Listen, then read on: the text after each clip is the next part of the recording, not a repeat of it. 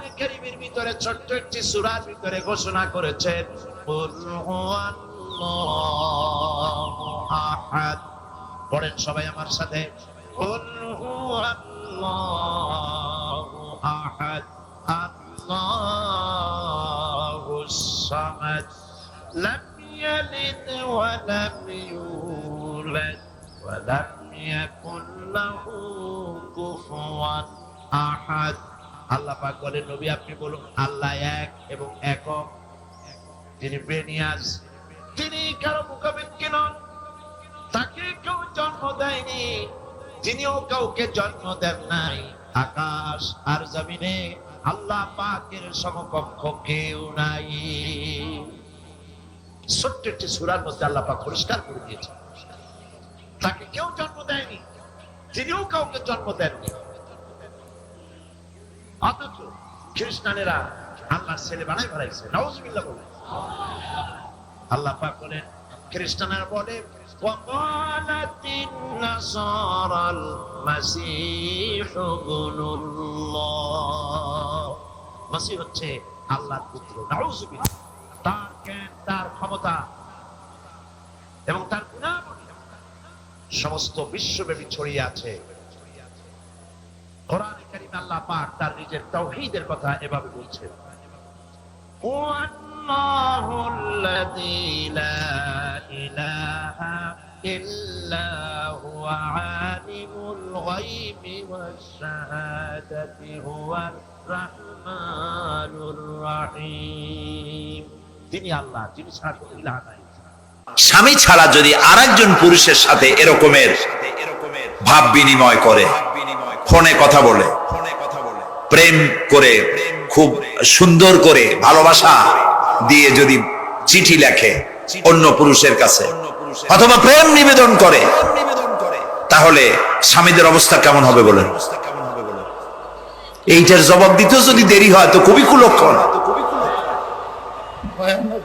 হ্যাঁ, ভয়ানক হবে, ভয়ানক হয়ে যাবে। নিজের চরিত্র যতই যা হোক, বউর চরিত্র ভালো চাই। আচ্ছা বলেন তো, স্ত্রী আপনার সঙ্গে যেভাবে প্রেমের হাসি হাসে, প্রেম নিবেদন করে, ওই রকম আরেকটা পুরুষের কাছে সাথে করলে আপনার সহ্য হয় না কেন? আপনি স্ত্রীর উপরে আপনার অধিকারটা কতখানি, কি জন্য? আপনার স্ত্রীর যে হাসি, যে মিষ্টি হাসি, যা আপনার প্রাণ কেড়ে নেয়, ওই হাসিতে আপনার কোনো অবদান আছে বলেন? তার যে টানা টানা চোখ, সুন্দর ভ্রু, মাথায় অনেক লম্বা চুল, শরীরটা সুন্দর, যৌবন, রূপ, এর ভেতরে আপনার কোনো অবদান আছে? হ্যাঁ আছে, একটু তো আছি। আপনি যে মুখ দিয়ে বউটা হাসে, সেই ঠোঁটে একটু লিপস্টিক লাগাইছেন। যে চোখের জন্য আপনি পাগল, সেই চোখে একটু কাজল লাগাইছেন। শরীরটাকে পেঁচাবার জন্য সুন্দর একটা শাড়ি কিনে দিছেন। একটা শাড়ি দিয়ে, একটু লিপস্টিক কিনে দিয়ে, চুলের একটা ক্লিপ কিনে দিয়ে, একটা ভালো শাড়ি কিনে দিয়া স্ত্রীর উপরে যদি এত অধিকার আছে যে কোনদিন মৃত্যু পর্যন্ত কোন প্রেমের হাসি, ভালোবাসার আদান প্রদান আপনি ছাড়া আর কারো সাথে করতে পারবে না, এইটা যদি আপনার অধিকার এভাবে প্রতিষ্ঠিত হয়, তাহলে এই হাসি যিনি দিলেন, এই দাঁত, এই সুন্দর চোখ, এই রূপ, এই যৌবন যে আল্লাহ তাআলা দিলেন, তার সামনে কোনো পীর অথবা কবরের সামনে যদি হাত পাতে আল্লাহ বরদাস্ত করেন না। কথা কি বুঝে আসছে? কথা বুঝে আসছে? আলহামদুলিল্লাহ বলেন। আলহামদুলিল্লাহ। বুঝলেই আমাদের কষ্ট সার্থক। আলহামদুলিল্লাহ বলুন। আমরা যেন আল্লাহরে চিনতে পারি, বুঝতে পারি। আমার বিশ্বাস করুন, কোরআন আমার সামনে, আল্লাহর কসম, কোন জীবিত পীর, কোন মৃত্যু পীর আমার ভাগ্যের ভালো বা মন্দ করার কোন অধিকার রাখে না, রাখে না, রাখে না। কোন পীর ফু দিয়ে আমার ভাগ্যকে ভালো বানাই দিতে পারবে না, পারবে না, এবং আমার একটা চুলও বাঁকাও করতে পারবে না। খাইরিহি ওয়া শাররিহি মিনাল্লাহ তাআলা। আমার ভালো, আমার মন্দ করার একমাত্র মালিক কে? এক আঙ্গুল আকাশের দিকে উঁচু করে চিৎকার দিয়ে বলুন কে? আবার বলেন, আবার বলেন, আবার বলুন। হাত নামান। আল্লাহ কবুল করুন, বলেন আমিন। আমার এই বক্তব্য দিয়ে আমি কোন পীরকে অমর্যাদা করছি না। পীর সাহেবদের কাছে পীর কোন শরীয়তের শব্দ নয়। কোরআন এবং হাদিসে কোথাও পীর বলে কোনো শব্দ নাই। এটি ফার্সি শব্দ। এই শব্দের অর্থ হলো বৃদ্ধ। তো পীর যদি বৃদ্ধ হয় ভালো কথা, তিনি যদি আলেম হন আরো ভালো কথা। কিন্তু বাপ পীর ছিল, উনিও সেই সুবাদে পীর। ইলেম নাই, তোনার নিজের কাছেই তো টর্চ নাই। আপনাকে অন্ধকারে উনিও ম্যানহোলের মধ্যে পড়বে, আপনারে নিয়ে পড়বে। আলেম হইতে হবে, পীর যদি হয় আলেম হইতে হবে, 1 নম্বর কথা। 2 নম্বর কথা হলো তিনি ব্যবসায়ী হবেন না। ধর্মের নামে তিনি ব্যবসা করবেন না। তিনি মানুষকে হেদায়েতের পথ দেখাবেন। প্রয়োজনে জেলে যাবেন, প্রয়োজনে ফাঁসির মঞ্চে দাঁড়াবেন।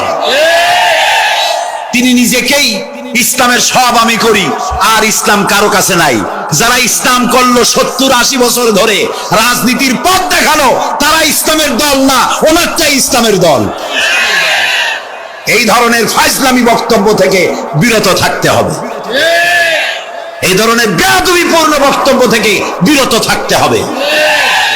আমার দোকানে খাঁটি ঘি পাওয়া যায়, আর কারো দোকানে খাঁটি ঘি পাওয়া যায় না।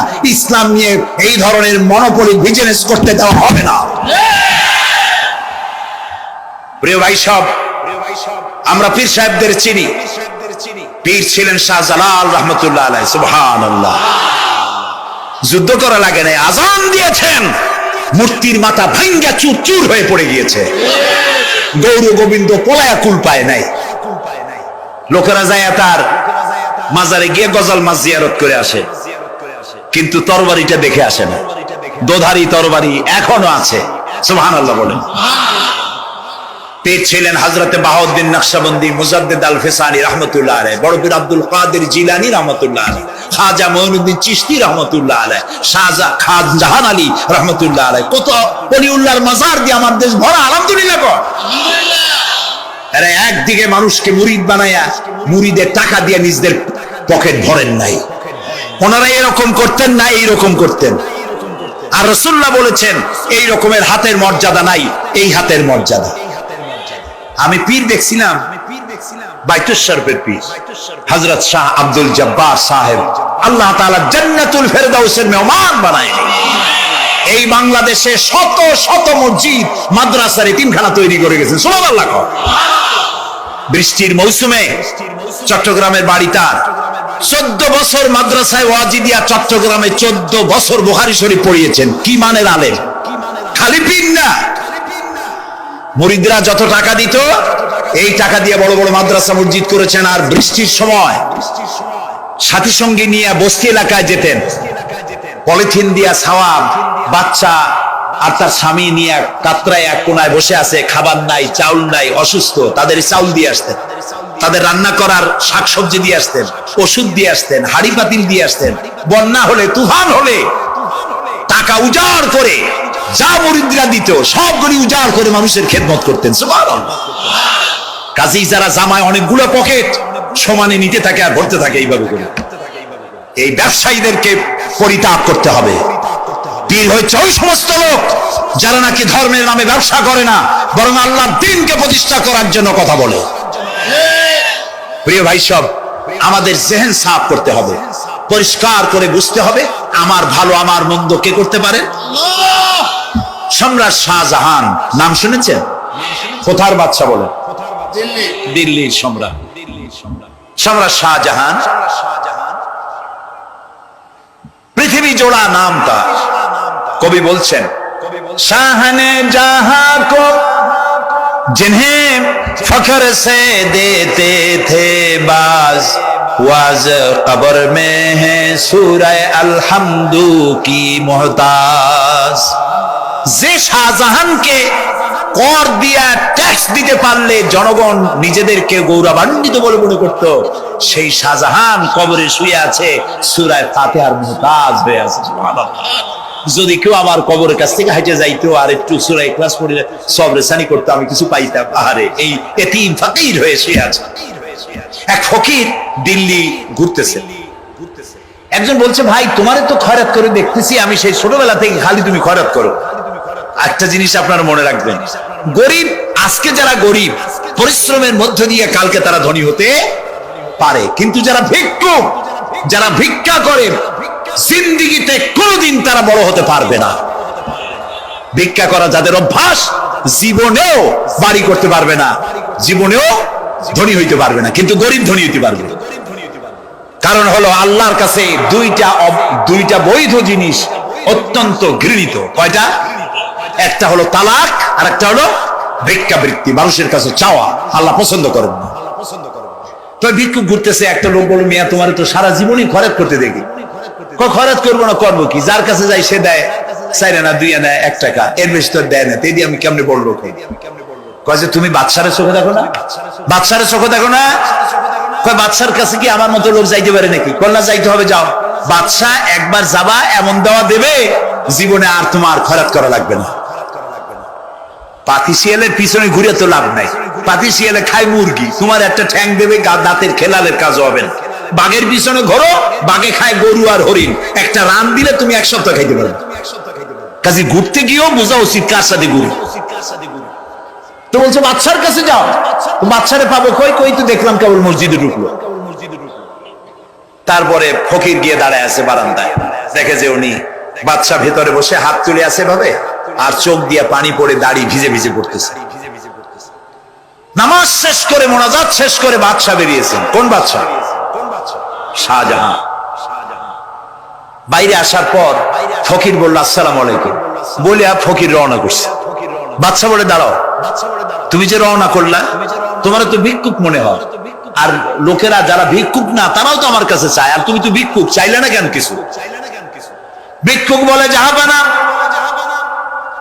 আমি কিছু চাইতে এসেছিলাম আপনার কাছে, কিন্তু আপনার করুণ অবস্থা দেখে আমার জ্ঞানের চোখ খুলে গিয়েছে। আমি দেখতে পেলাম আমি যার কাছে চাইতে এসেছি, আমি তো কান্দি না, হাতও পাতি নাই। যার কাছে চাইতে আসলাম দিল্লির সম্রাট, আবার কোন সম্রাটের কাছে হাত পেতে ভিক্ষুকের মতো কি জানি চায়, আর চোখ দিয়া পানি পড়ে দাড়ি ভিজে ভিজে পড়ছে। আমার জ্ঞানের চোখ খুলে গেছে, দুনিয়ার বাদশার কাছে আর চাইবো না। বাদশা কান্দে যে বাদশার কাছে, তার কাছেই চাইবো। প্রিয় ভাই সব, এই জন্যে জিহেন সাফ করে ফেলুন। দুনিয়ার কোন মানুষের জন্য, মানুষের কাছে নয়, কোন কবরে নয়, কোন কারো কাছে নয়, আল্লাহ তাআলার কাছেই আমরা নামাজের মধ্যে ঘোষণা করেছি, ইয়াকা না'বুদু ওয়া ইয়াকা নাস্তাঈন। আল্লাহ তাআলা তোমার একমাত্র ইবাদত করি, তোমার কাছেই সাহায্য চাই। কাজী সাহায্য আল্লাহর কাছে। কার কাছে চাইবো বলেন? আল্লাহ আমাদের ঈমান পোক্ত করে দিন। আমরা বলি আমিন, আমরা বলি আমিন। অসুখ বিসুখ হইলে পরে ধৈর্য ধরবেন। অনেক মানুষ আছে জ্বর হইলে কয় যে এত নামাজ পড়ি, খালি জ্বর আমারই হয়, এত রোজা রাখি, ভালো ভালো কাম করি, আমার ছেলের অসুখ মোটে সারি।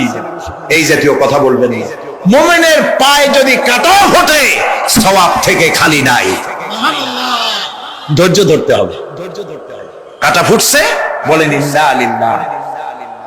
আজাবান লিল মুমিন, মুমিনের জন্য বড়ই আশ্চর্য ব্যাপার, বিপদ হইলেও শুকর আদায় করে, আর সুখে থাকলেও শুকর আদায় করে। সুবহানাল্লাহ ওয়া বিহামদি। বিপদ আসলে সে বলে ইন্না লিল্লাহি, বলেন ইন্না লিল্লাহি ওয়া ইন্না ইলাইহি রাজিউন। আর যখন শান্তি আসে বলে আলহামদুলিল্লাহ। দুই অবস্থায় তার জন্য নিয়ামত আল্লাহর তরফ থেকে সে পায়, আলহামদুলিল্লাহ। প্রিয় ভাই সব, তো আল্লাহর উপর ঈমান আনার জন্য কয়টা শর্ত বলছি না? এই যে প্যাচ লেগে গেছে, কয় যে 3টা। আল্লাহর উপর ঈমান আনার জন্য শর্ত কয়টা? 4টা। 4টা বলছি কয়টা? 2টা। আরেকটা হচ্ছে আল্লাহর কুদরত এ বিশ্বাস করা। আল্লাহর কুদরত মানে শক্তি। আল্লাহর কিছু বিশ্বাস করবেন, বলেন জোরে? শক্তি। আকাশ এবং জমিনের শক্তিশালী কে? কিন্তু আমার দেশের জনগণ, কিছু কিছু রাজনীতিবিদরা বলে জনগণই নাকি সকল ক্ষমতা, সকল শক্তির উৎস। কি পাগল! তুমি ক্ষমতার উৎস? নাকের মধ্যে ময়লা, দাঁতে ছাতা, পেটের মধ্যে দুর্গন্ধ ভরা, ক্ষমতার উৎস। আশ্চর্য কথা। এই যে ক্ষমতার উৎস, হাজার হাজার লোক এখানে বসা, 2টা ভাউয়া ব্যাংক যদি 2 কোণা দিয়ে ঢোকে, ভাউয়া ব্যাংক চেনেন? বিগ সাইজের ব্যাগ, দুইটা যদি দুই দিক দিয়ে ঢোকে লাফাইতে লাফাইতে, সামনে যারা আছে এমনি লাফাবে।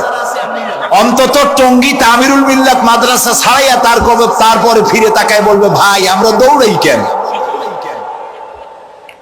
ব্যাঙ্গের সামনে অসহায়, বল্লা ভীমরুলের সামনে অসহায়, সাপের সামনে বিচ্ছুর সামনে অসহায়। তারা কয় সকল ক্ষমতার উৎস জনগণ। কপাল পোড়া,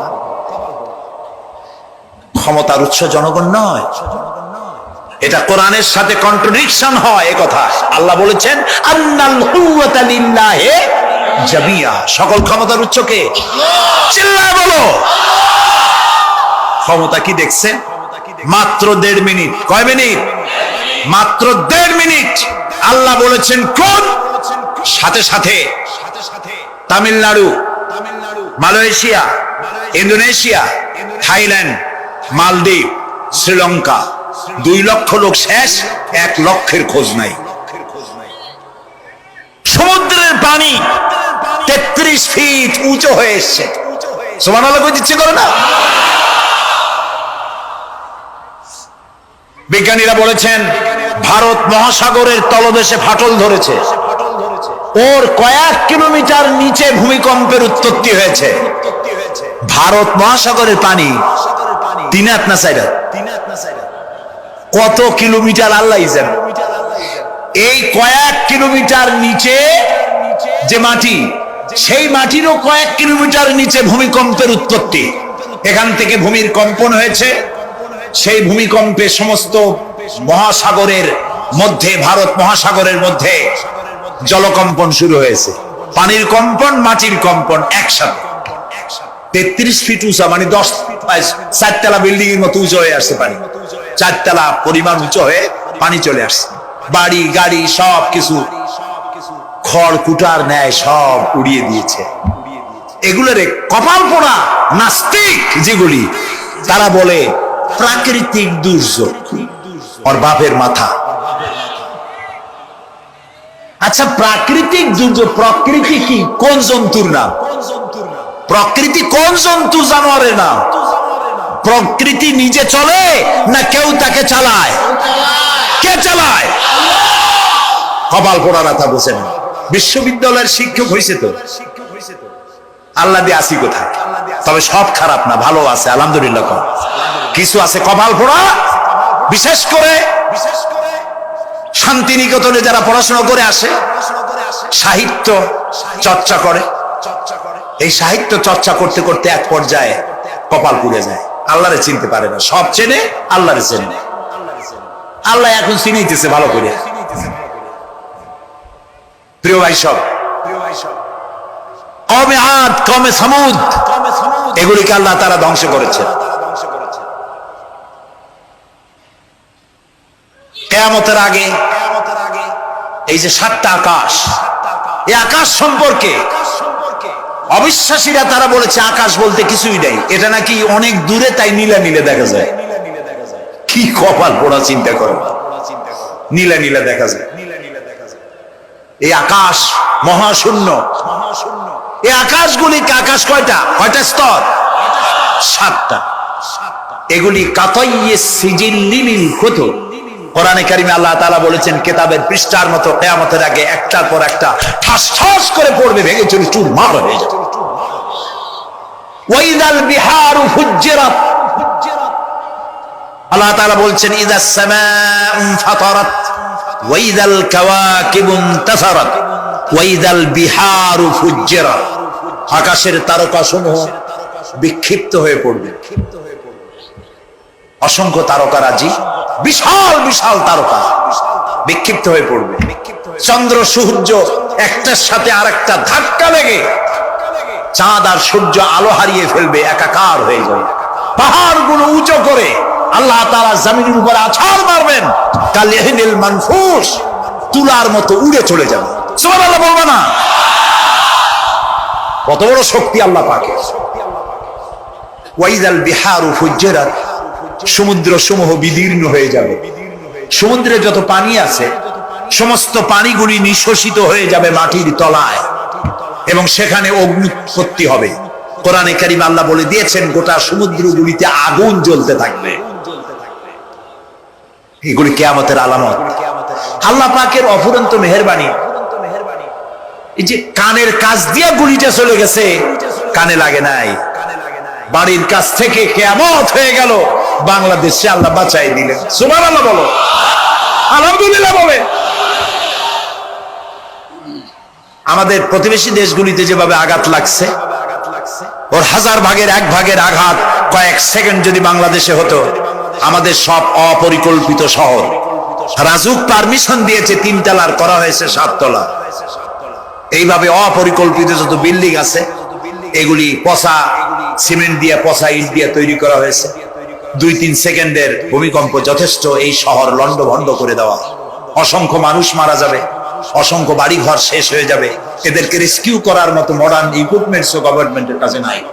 এজন্য আল্লাহর কাছে সেজদা দিয়া গুনার তওবা করতে হবে, আল্লাহ আমাদের মাফ করে দাও, আমার এই গরিব দেশটাকে কিয়ামত পর্যন্ত এই গজব থেকে বাঁচাও। প্রিয় ভাই সব, আল্লাহ তাআলার ক্ষমতার ওয়াজ আমি আজ করতে পারবো না, অনেক লম্বা হয়ে যাবে, কারণ আমাকে 3টা পুঁজির কথা তো কমসে কম বলতেই হবে, অল্প করে হলেও। শুনবেন তো? আল্লাহ তৌফিক দিক, বলেন আমিন।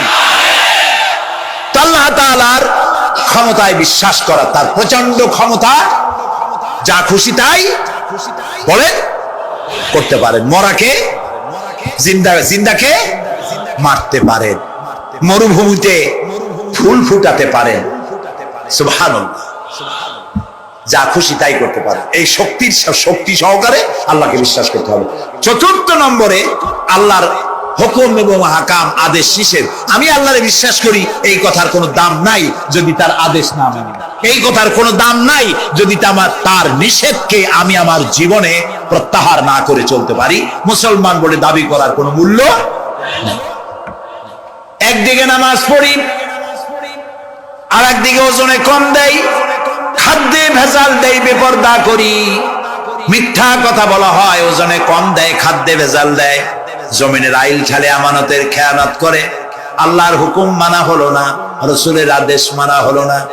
আল্লাহর উপর ঈমান আনার জন্য 4র্থ শর্ত হচ্ছে আল্লাহ যা বলেছেন মাথা নত করে মেনে নিতে হবে, বলতে হবে সামি'না ওয়া আতা'না। বলেন সামি'না ওয়া আতা'না, শুনলাম আর মেনে নিলাম। বলেন তো জোরে, শুনলাম আর মেনে নিলাম। সুবহানাল্লাহ বলেন।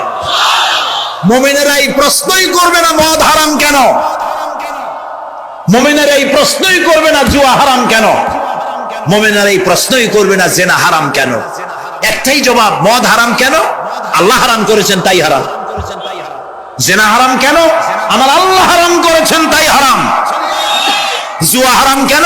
আমার আল্লাহ হারাম করেছেন তাই হারাম। কোন যুক্তি নাই। যুক্তির, আল্লাহর নিষিদ্ধ জিনিসে যুক্তি তালাশ করে কেবলমাত্র শয়তান।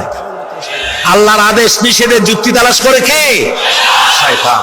মুমিনের কাজ হলো সামি'না, বলেন, ওয়া আতা'না, শুনলাম আর মানলাম, বাস, শেষ কথা, খালাস।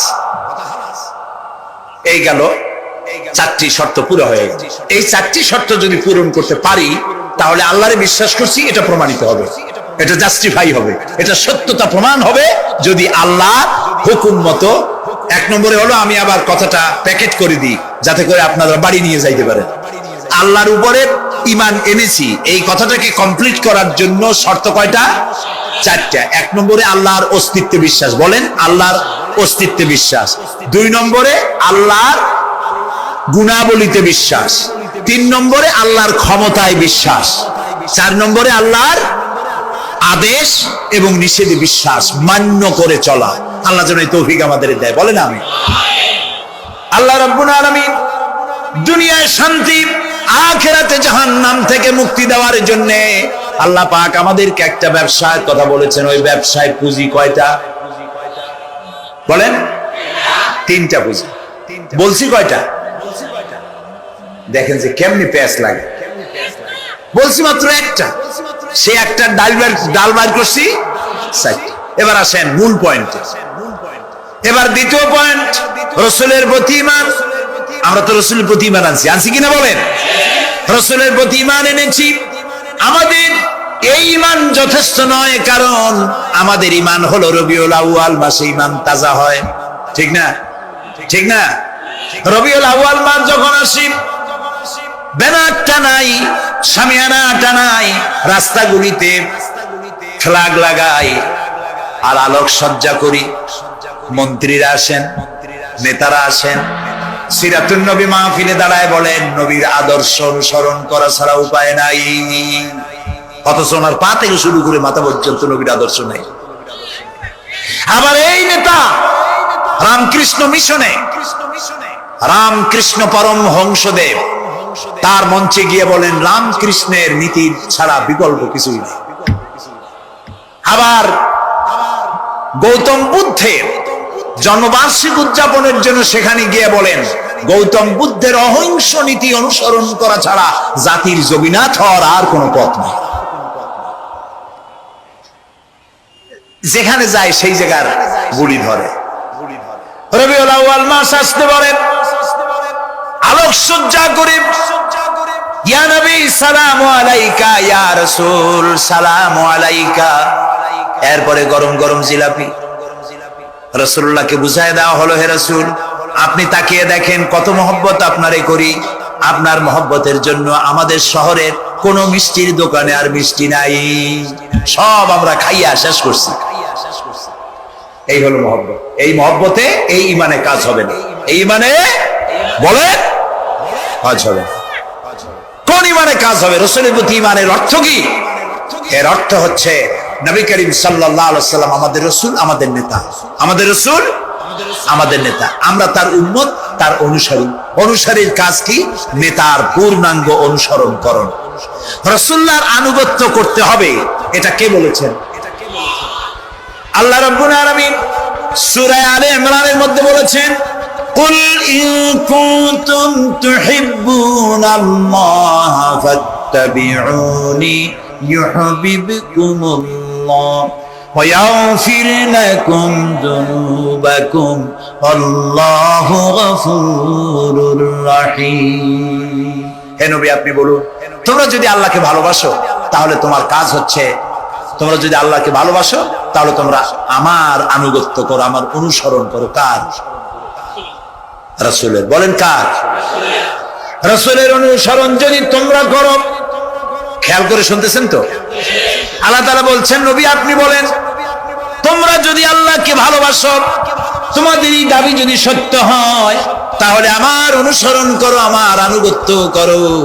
আমার অনুসরণ, আমার আনুগত্য করলে পরে তোমাদেরকে আল্লাহ রাব্বুল আলামিন ভালোবাসবেন এবং তোমাদের তামাম জিন্দেগীর সমস্ত গুনাহ খাতা আল্লাহ তাআলা মাফ করে দিবে।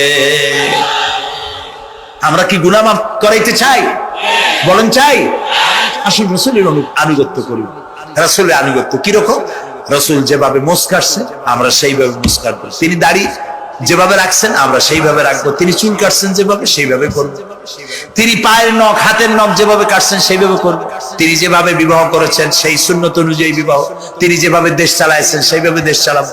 রাসূলের অনুসরণের অর্থ শুধু এই নয় যে তিনি যেভাবে সুরমা লাগাইছেন আমি ওইরকম সুরমা দেব, তিনি যেভাবে কদু খাইছে আমিও কদু খাবো, এটা নয়।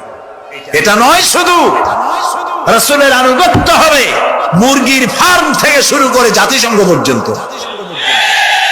জীবনের সব ক্ষেত্রে। আর বিশ্বাস করতে হবে তিনি শেষ নবী, তারপরে আর কোন নবী আসবে।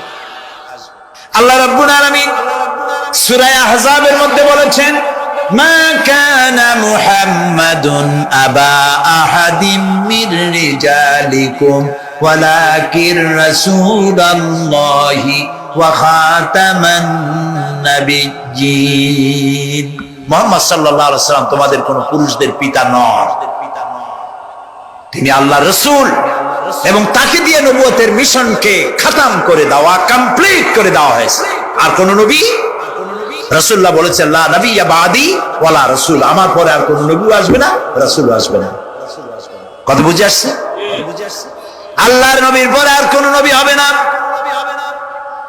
আল্লাহর নবী বলেছেন একটি ইমারত তৈরি করে তার ভিতরে একটা ইট যদি খালি থাকে, একটি ইটের জায়গা যদি শূন্য থাকে, তাহলে সকলের চোখে ধরা পড়বে। ওই ইটখানা দিলে পরে বিল্ডিংটা কমপ্লিট হয়ে যায়। নবুয়তির যে ইমারত আল্লাহ তৈরি করেছিলেন ওর ভিতরে একটা ইটের অভাব ছিল, আল্লাহ পাক আমাকে দিয়ে সেই শূন্য জায়গা পূরণ করে দিয়ে নবুয়তের মিশনকে কমপ্লিট করে দিয়েছে। রাসূলুল্লাহ বলেছে আমার পরে আর কেউ নবী হবে না। পৃথিবীর সব মুসলমানদের আকীদা মুহাম্মদ সাল্লাল্লাহু আলাইহি সাল্লামের পরে যদি কেউ নবুয়তের দাবি করে সে কাফির, হাজার বার কাফির। তারা যারা তাকে যারা নবী মানবে তারাও। রাসূলুল্লাহ বলেছেন আমার পরে 30 জন মিথ্যেবাদী নবুয়তের দাবি করবে। তার মধ্যে একজন তো দাবি করছে রাসূলের জীবদ্দশায়, একটা ছিল মেয়ে লোক আর একটা ছিল পুরুষ।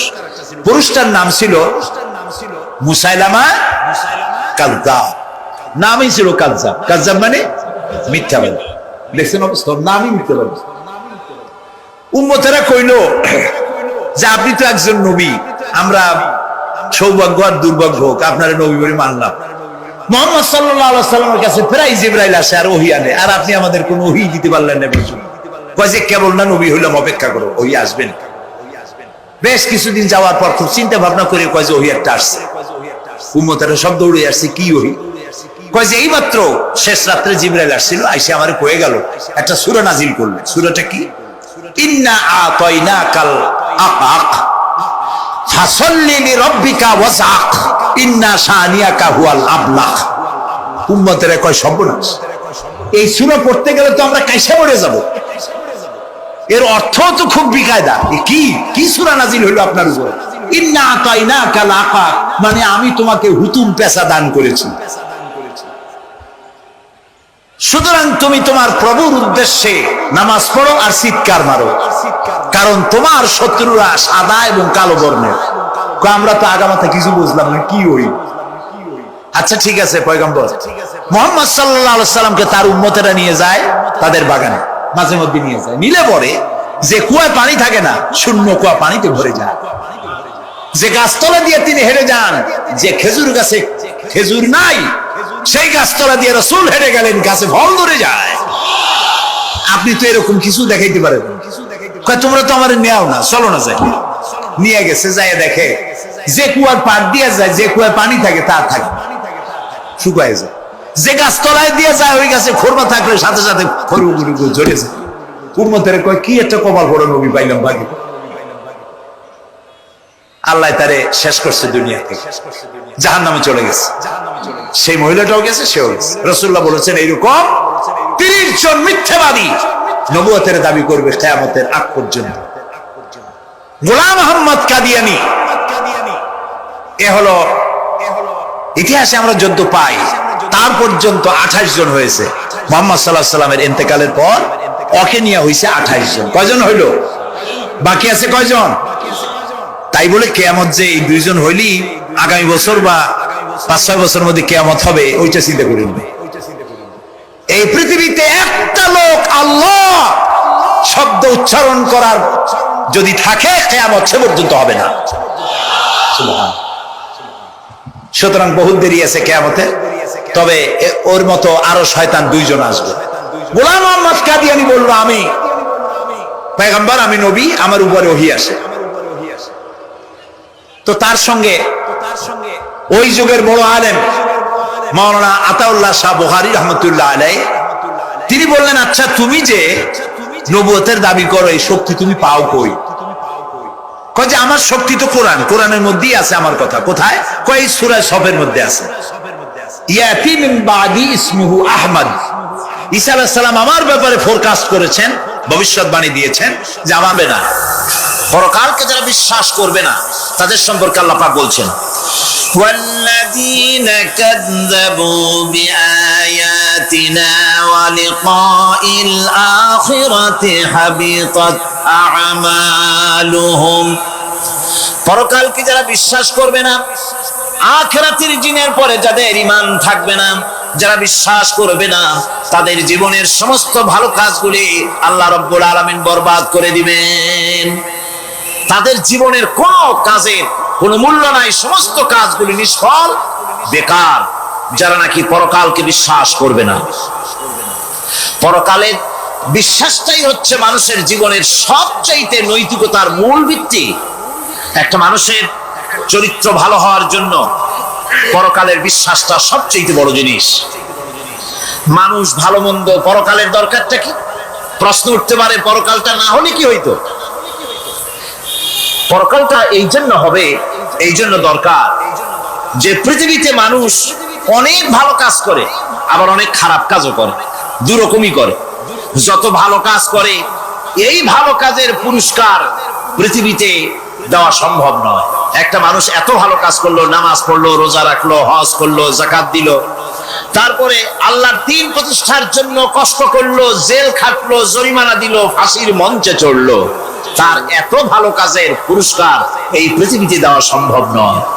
এজন্য এমন একটা সময় দরকার যেখানে এগুলি, এই বিরাট একটা লম্বা সময় তাকে পুরস্কার দেওয়া যায়, সেজন্য পরকালের প্রয়োজন। আবার পৃথিবীতে এমন বহু লোক আছে যারা এত অন্যায় করে যে অন্যায়ের শাস্তি পৃথিবীতে এই সীমিত সময় দেওয়া সম্ভব নয়। যেমন দৃষ্টান্ত দিতে গিয়ে আমি বলি যে একটা মানুষ যদি একটা মানুষকে হত্যা করে, তাহলে আপনি তাকে ওই একটা হত্যার বিনিময়ে তাকেও আপনি হত্যা করলেন, তাকেও ফাঁসি দিয়ে দিলেন। কিন্তু একটা মানুষ যদি লক্ষ লক্ষ মানুষ হত্যার কারণ হয়, একটা মানুষ যদি অনেকগুলি মানুষ মারে, তাহলে অনেকগুলি মানুষ মারার শাস্তি তো একটা জীবনের উপরে আপনি দিতে পারেন না। তাকে তো, তার জীবন তো একটাই, তার জীবন কয়টা? একটা গুলি করলেন, ফাঁসি দিয়ে দিলেন, তার একটা জীবন গেল। কিন্তু সে তো মেরেছে অনেক, তার কারণে তো লক্ষ লক্ষ মরছে। কাজে এই শাস্তি পৃথিবীতে দেওয়া সম্ভব নয় বলে এমন একটা জায়গা দরকার যেখানে এই ধরনের বড় রকমের শাস্তি, দীর্ঘমেয়াদী শাস্তি দেওয়া যায়, শরীরটাও সেরকমের বানানো যায়, এই ধরনের করে একটি জায়গা দরকার। সেই জায়গার নাম হচ্ছে পরকাল, সেই জায়গাটার নাম হচ্ছে আখিরাত। এজন্য কমন সেন্সের, সাধারণ জ্ঞানের দাবিও পরকাল প্রয়োজন। আর পরকালের ভিত্তিতেই মানুষের চরিত্র গঠন হতে পারে। মনে করেন একজন অফিসার, তিনি জানেন তাকে দেখার কেউ নাই, তার যা খুশি তিনি তা করতে পারেন, তার পেছনে কোনো গোয়েন্দা বিভাগের লোক লাগানো নাই। এই চিন্তা যদি তার থাকে, তাহলে ঘুষের টাকা খাওয়া, স্বজন প্রীতি করা তার জন্য কি অসম্ভব না সম্ভব? খুবই সম্ভব। আর একজন অফিসার, তিনি যদি জানেন যে না, আমাকে দেখার মতো লোক আছে, আমার পেছনে গোয়েন্দা বিভাগের লোকেরা কাজ করতেছে, আমার কোনো জিনিসই এড়িয়ে যাবে না, এই চিন্তা যদি থাকে, তাহলে এই দুইজন অফিসারের আচরণ এক হবে? কখনই হবে না। একজনের আচরণ হবে খুবই সংযত, আর একজনের আচরণ হবে খুবই অসংযত। সুতরাং পরকালে যে বিশ্বাসী ব্যক্তি, সে ব্যক্তি চুরি, ডাকাতি, জেনা, ব্যভিচার, হত্যা, ধর্ষণ ইত্যাদি থেকে তিনি হবেন মুক্ত। আর যে ব্যক্তি পরকালকে বিশ্বাস করবে না, তার দ্বারা হবে না এমন কোনো কাজ নাই, সবকিছুই তার দ্বারা সম্ভব।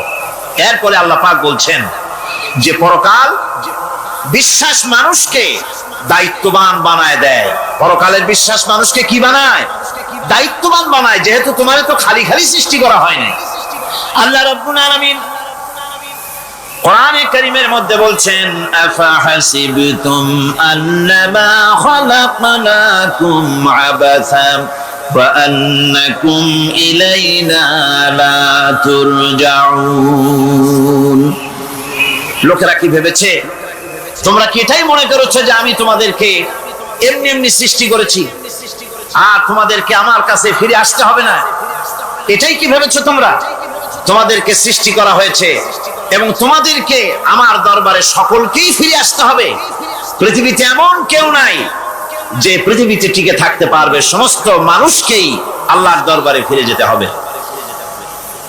আল্লাহ পাক কোরআনে কারীমের অন্যত্র বলেছেন, আয়াহসাবুল ইনসানু আইয়ুতরাকা সুদা। মানুষ কি ভেবেছে যে আমি তাকে নিরর্থক সৃষ্টি করেছি, তার কোনো হিসাব হবে না, তার কোনো দেখার মতো কেউ নাই, তাকে এমনি এমনি আমি সৃষ্টি করেছি? তা না। প্রত্যেকটি মানুষকেই বিচক্ষণতার দাবি হিসেবে সৃষ্টি করা হয়েছে এবং তার সব কিছুকেই দেখা হচ্ছে। আল্লাহ পাক সব দেখতে পাচ্ছেন, তার নজরের সামনে আছে। আল্লাহ পাক দেখেন এবং শোনেন। আমরাও দেখি, আমরাও শুনি, কিন্তু আল্লাহ পাকের দেখা আর আমাদের দেখা, আল্লাহর শোনা আর আমাদের শোনা একরকম নয়। আমরা এই মাহফিলের বাইরে কি হচ্ছে আমরা দেখতে পাই না, ঠিক কিনা কোন? রাতের বেলায় আমরা আমাদের নিজেদেরকেও দেখি না, এমনকি আমরা আমাদের পেছনে কি হয়, পিছনে কি আছে তাও দেখি না। আপনারা যে আমার সামনে বসে আছেন, আপনাদের পেছনে লোকটা কি করতেছে তা আপনি দেখতে পাচ্ছেন। মেঘ হলে মেঘের উপরে কি হয় দেখতে পাই না, কুয়াশার মধ্যে দেখতে পাই না, গাছের আড়ালে কি দেখতে পাই না, পাহাড়ের আড়ালে কি দেখতে পাই না। তারপরে শোনার ব্যাপারে একটা নির্ধারিত এলাকার আওয়াজ আমাদের কানে আসে, এর বাইরের কিছু আমরা শুনতেও পাই না। আল্লাহ রাব্বুল আলামিনের কি এরকম অবস্থা নাকি? কি বলেন, এরকম অবস্থা?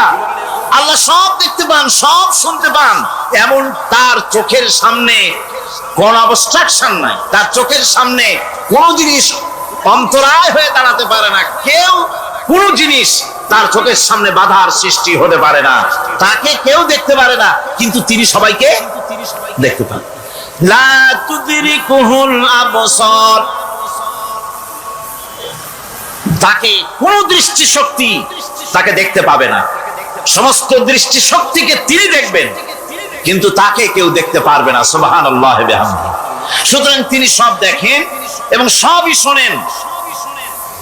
এই বিশ্বাস মানুষকে দায়িত্ববান বানায়। এই বিশ্বাস মানুষকে কি বানায় জোরে গণ? দায়িত্ববান বানিয়ে দেয়।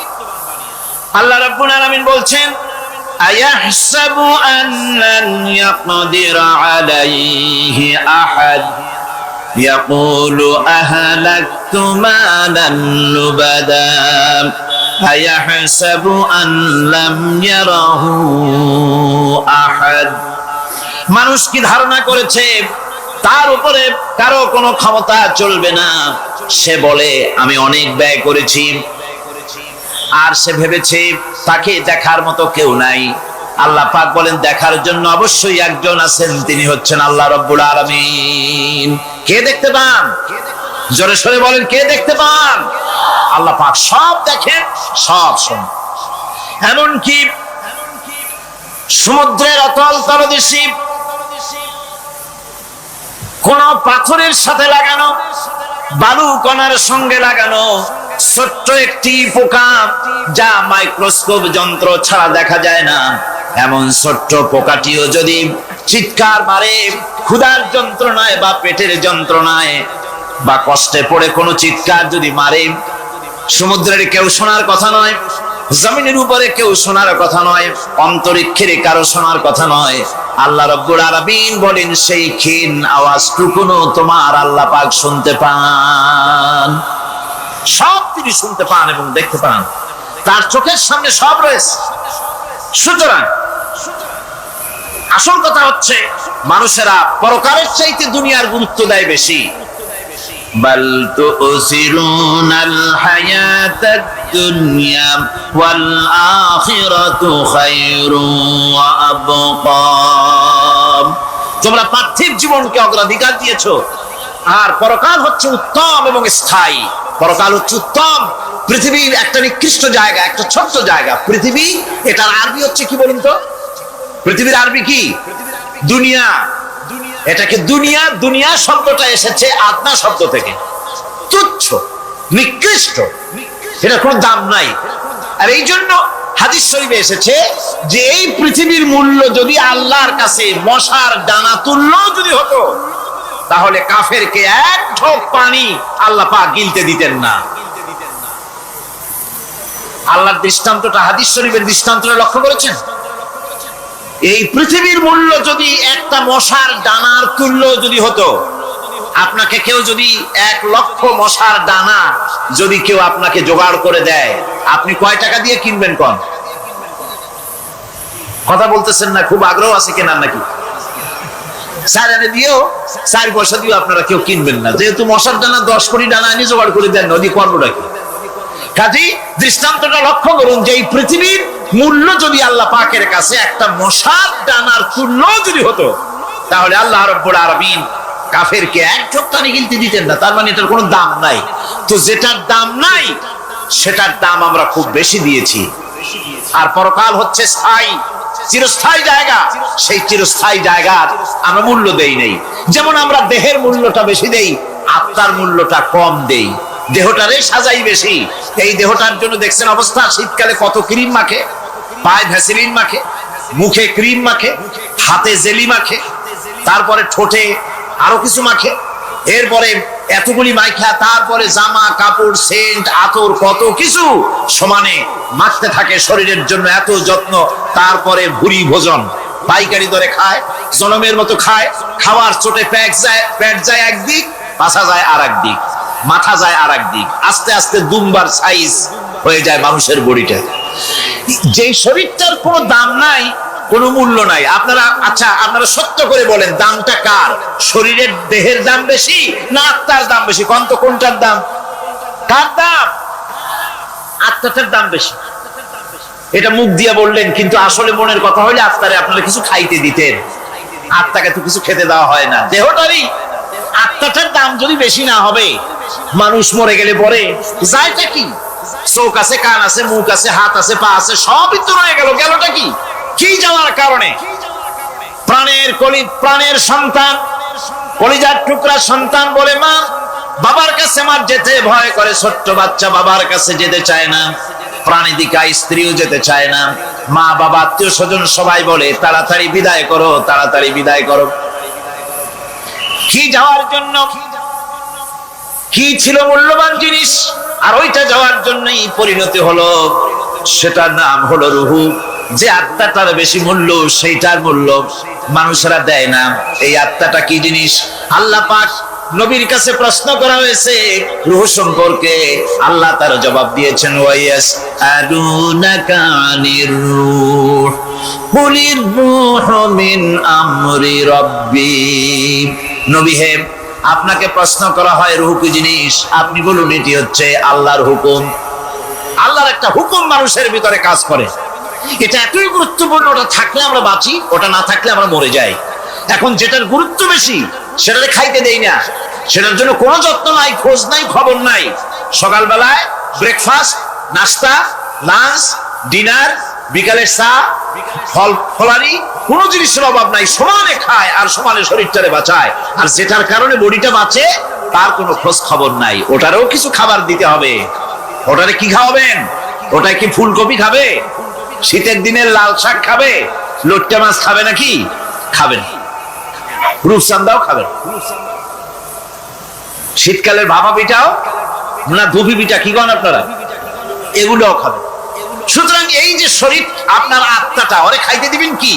ও কচু খায় না, মূলাও খায় না, দুধও খায় না, পনিরও খায় না, ঘিও খায় না, মাছ গোশতও খায় না। যেহেতু এই আত্মাটা এসেছে রূহের জগৎ থেকে, তাই ওর খাদ্য এই পৃথিবীতে বানানো হয় নাই। দেহ তৈরি হয়েছে মাটি থেকে, মাটির উপাদান দিয়ে, সেজন্য তার খাদ্য বানানো হয়েছে মাটির উপাদান দিয়ে। আর আত্মা যেহেতু এসেছে আল্লাহর কাছে থেকে, রূহের জগৎ থেকে, সেজন্য আল্লাহ রাব্বুল আলামিন আত্মার খাদ্য পাঠিয়েছেন লৌহ মাহফুজ থেকে। খাদ্যের নাম হচ্ছে তেলাওয়াতে কোরআন। তেলাওয়াতে কোরআন। কোরআনে কারীম তেলাওয়াতে আত্মার সমৃদ্ধি হতো। কোরআনে কারীমের তেলাওয়াত, অনুধাবন, এর দ্বারা আত্মার সমৃদ্ধি হতো। যেহেতু কোরআন হচ্ছে রূহের খোরাক, সেই খোরাক দেওয়া হচ্ছে না তাকে। কাজে আমি বলতেছিলাম যে যে জিনিসের মূল্য বেশি আমরা তার মূল্য দিতে জানি না, যেটার মূল্য কম সেটার মূল্য দেই বেশি। অনুরূপ ভাবে এই পৃথিবীর কোনো দাম নেই, আল্লাহ পাক বলছেন, সেই জিনিসটার মূল্য আমরা বেশি দিলাম, আর পরকালের চিন্তা আমাদের দিল থেকে উবে গেল। এই জন্য আল্লাহ রাব্বুল আলামিন বলেন, ইন্নাল্লাযীনা লা ইউমিনুনা বিল আখিরাতি যায়্যান্না লাহুম আ'মালাহুম ফাহুম ইয়ামাহুন। যারা পরকালের প্রতি ঈমান আনে না, পরকালকে যারা বিশ্বাস করে না, তাদের ক্রিয়াকাণ্ডকে তাদের কাছে চিত্তাকর্ষক বানায় দেওয়া হয়। আর এভাবে তারা পথভ্রষ্ট হয়ে যায়। দুনিয়া তাদের কাছে বেশি মজা লাগে, দুনিয়াটা বেশি ভালো লাগে। ভাই হুজুর, তাফসীরের মাহফিল ভালো লাগে, আবার যখন কীর্তন শুনতে যাই, সিনেমা দেখতে যাই, তাও খারাপ লাগে না, তাও ভালো লাগে। মিলাদ শরীফও ভালো লাগে, কীর্তনও ভালো লাগে, ওয়াজ মাহফিলও ভালো লাগে, গানও ভালো লাগে, সিনেমাও ভালো লাগে। এই যে দুই জিনিস ভালো লাগে, এটা হলো মুনাফিকি রোগ। এটা কি রোগ বলেন না সবাই? এটা কি রোগ? মুনাফিকি রোগ। ইমানের স্বাদ যখন নষ্ট হয় তখন এই অবস্থার সৃষ্টি হয়। বিষাক্ত সাপ যখন মানুষকে দংশন করে, রাতের অন্ধকারে বিষাক্ত সাপে মানুষকে দংশন করেছে, ওঝা আনা হলো। ওঝা এসে সর্বপ্রথম টেস্ট করবে যে সাপটা কি বিষাক্ত না এমনি সাধারণ সাপে তাকে দংশন করেছে, সাপটা কি ধরনের। এটা টেস্ট করার জন্য সাপে কাটা রোগীর মুখে ওঝা মুখের মধ্যে খুব ঝাল মরিচ অথবা লবণ এটা দেয়। দিলে পরে সে যদি বলে পানি পানি লাগে, খুব ঝালওয়ালা মরিচ কিন্তু মুখে পানি পানি লাগে, বুঝতে হবে বিষাক্ত সাপে কামড়িয়েছে। আর যদি ঝালকে ঝাল বলে, লবণকে লবণ বলে, তিতকে তিতো বলে, তাহলে বোঝা যাবে বিষাক্ত সাপে কামড়ায় নাই। তো বিষাক্ত সাপের প্রধান আলামত হলো এই, বিষাক্ত সাপে যখন মানুষকে কাটে তখন তার প্রথম বিষক্রিয়া হচ্ছে তার রক্তকে জাম করে দেয় আর জিহ্বার স্বাদকে নষ্ট করে দেয়। এই পৃথিবীতে যত বিষাক্ত সাপ আছে সবচাইতে মারাত্মক আর বিষাক্ত সাপ হচ্ছে শয়তান। সবচাইতে বিষাক্ত সাপ কি? এই শয়তান যাকে ওয়াসওয়াসা দেয়, শয়তান যাকে দংশন করে, শয়তান যারে ফুটবল বানাতে পারে, সর্বপ্রথম তার ইমানের স্বাদ নষ্ট করে দেয়। তখন আখিরাত ভালো লাগে না, তখন মসজিদ ভালো লাগে না, তখন ওয়াজ মাহফিল ভালো লাগে না, তাফসীর মাহফিল ভালো লাগে না, তখন সিনেমা পছন্দ হয়, গান পছন্দ হয়, মেলা পছন্দ হয়, সাংস্কৃতিক অনুষ্ঠান, নাচ, উল্টাপাল্টা কাম, এই সমস্ত পছন্দ হয়। আল্লাহর ইসলাম ভালো লাগে না, পছন্দ হয় না। আল্লাহ পাক বলেন পরকালকে যারা অস্বীকার করে তাদের মনের তাদের জন্য এই দুনিয়াটাকেই তাদের সামনে চিত্তাকর্ষক, তাদের ক্রিয়াকাণ্ডকে চিত্তাকর্ষক করে দেওয়া হয় আর এর ভেতরেই তারা পড়ে থাকে। ফলে এই সব পরকালে অবিশ্বাসী লোকগুলি অহংকারী হয়। তারা কি হয়? আল্লাহ পাক বলেন فَالَّذِينَ لَا يُؤْمِنُونَ بِالْآخِرَةِ قُلُوبُهُمْ مُنْكِرَةٌ وَهُمْ مُسْتَكْبِرُونَ। পরকালের প্রতি যারা ঈমান আনে না, পরকালকে যারা বিশ্বাস করে না, তাদের মন সত্য কথাকে অস্বীকার করে আর এই লোকগুলি অহংকারী হয়ে যায়, ধরাকে সরাক জ্ঞান করে। কি হনুরে এই অবস্থার সৃষ্টি হয়ে যায়। সে মনে করে যে পৃথিবী আমার, উলট পালট করে দে মা, লুটে পুটি খাই, পরকালে বিশ্বাস নাই, যা খুশি সে তখন তা করতে থাকে এবং অহংকারী হয়ে যায়। পরকালীন জীবনের অস্বীকৃতি আজকে নতুন কিছু নয়। আজও এক শ্রেণীর লোক আছে যারা বলে পরকাল বলে কিছুই নাই, আল্লাহ সম্পর্কে বলে দেয়ার ইজ নো গড, স্রষ্টা বলতে কিছু নাই, পরকালকেও বিশ্বাস করে না এমন লোক আমাদের দেশে আছে কিনা? কম যেরকম আছে কিনা? যথেষ্ট তৈরি হয়েছে এবং বর্তমান সময় বেশি তৈরি হয়েছে। অতীতের কোন সময় ইসলাম আর মুসলিম সেন্টিমেন্ট এত আহত হয় নাই যত এই কয়েক বছরের মধ্যে হয়েছে, ঠিক কিনা? পরকালকে অস্বীকার করেছে, কোরআন শরীফকে আগাগোড়া সংশোধনের কথা বলেছে, আল্লাহকে মিথ্যাবাদী বলেছে। নাউজুবিল্লাহ পড়েন না কেন? নাউজুবিল্লাহি মিন যালিক। আল্লাহকে মিথ্যাবাদী বলা হয়েছে, কোরআনের সংশোধনের দাবি উঠেছে, মাদ্রাসার ভেতরে ডাকাত দুষ্ট পয়দা হয় বলা হচ্ছে। এভাবে করে তারা আল্লাহকে অস্বীকার করেছে, কোরআনকে অস্বীকার করেছে, পরকালকে অস্বীকার করছে। পরকালকে সেই অতীতের যুগের কাফেরাই অস্বীকার করে নাই, বর্তমান যুগেরও এক শ্রেণীর লোকেরা, তারা আবার মুসলমান নামধারী, নাম মুসলমানি নাম লাগানো আছে, পরকালকে তারা অস্বীকার করছে। এদের ভিত্তি হচ্ছে এই, তারা বলে ইন হিয়া ইল্লা হায়াতুনাদ দুনিয়া ওয়া মা নাহনু বিমাবউসিন। তারা বলে এই দুনিয়ার জীবনটাই একমাত্র জীবন, এই দুনিয়ার জীবনই হলো একমাত্র জীবন, আমরা উঠবো না পরকালে, পরকাল বলে কিছুই নাই, পরকাল বলে কোনো জিনিস নাই, আমাদের কিয়ামতে আল্লাহর দরবারে ওঠা লাগবে না। সুতরাং তারা ওমর খৈয়ামের মুরিদ হয়ে যায়। তারা বলতে থাকে এই বেলা ভাই মদ খেয়ে নাও, কাল নিশীতের ভরসা কই, চাঁদনি জাগিবে যুগ যুগ ধরি, আমরা তোমার রবনাশ হই। যত পারো মদ খাও, নগদ যা পাও হাত পেতে নাও, বাকির খাতায় শূন্য থাক। দূরের বাদ্য কিলাপ শুনে মাঝখানে যে বেজায় ফাঁক। কোথায় কিয়ামত? আর কোথায় পরকাল, কোথায় বিচার, কোথায় হাসর, কোথায় সিরাত, কোথায় মিজান, আর মাঝখানে টাটকা সুখগুলো ছাড়িয়ে দেবে একটা কথা, মাঝখানের এই টাটকা সুখগুলি গ্রহণ করো, মজা করো। এই সব শিক্ষা দেওয়া হয় ওই সেকুলার শিক্ষা ব্যবস্থার মাধ্যমে কলেজে এবং বিশ্ববিদ্যালয়গুলিতে, যার কারণে পরকালের বিশ্বাস নাই বলে এমন কোন কাজ নাই যা তারা করতে পারে না। এই মাত্র কয়েক মাস দেড়েক আগে রাজশাহী ইউনিভার্সিটিতে যে কাণ্ডটা ঘটে গেল, মনে আছেন আপনাদের? পত্র পত্রিকায় আপনারা পড়েছেন। এবং আমি রাজশাহীতে গিয়ে সেখানে প্রত্যক্ষদর্শী যারা দেখেছে তাদের মুখে শুনেছি, শিক্ষাবর্ষ সমাপন করেছে যে সব ছাত্র ছাত্রীরা, তারা র্যাগ উদযাপন করছে। র্যাগ ডে উদযাপন যেদিন করবে সেই দিনে তারা উচ্ছৃঙ্খল কাপড় চোপড় করেছে, ছেলেরা এবং মেয়েরা উভয়। এমন ভাবে কাপড় পরেছে যে কাপড় দ্বারা তারা শরীরের গোপন অঙ্গগুলি দেখা যায়। এরপরে আজেবাজে চিৎকার দিয়েছে, আজেবাজে স্লোগান দিয়েছে, গাধার মতো, কুকুরের মতো, শিয়ালের মতো তারা ডেকেছে। আমি বুঝি না চিন্তাধারা কেমন দেউলিয়া হয়ে গেল।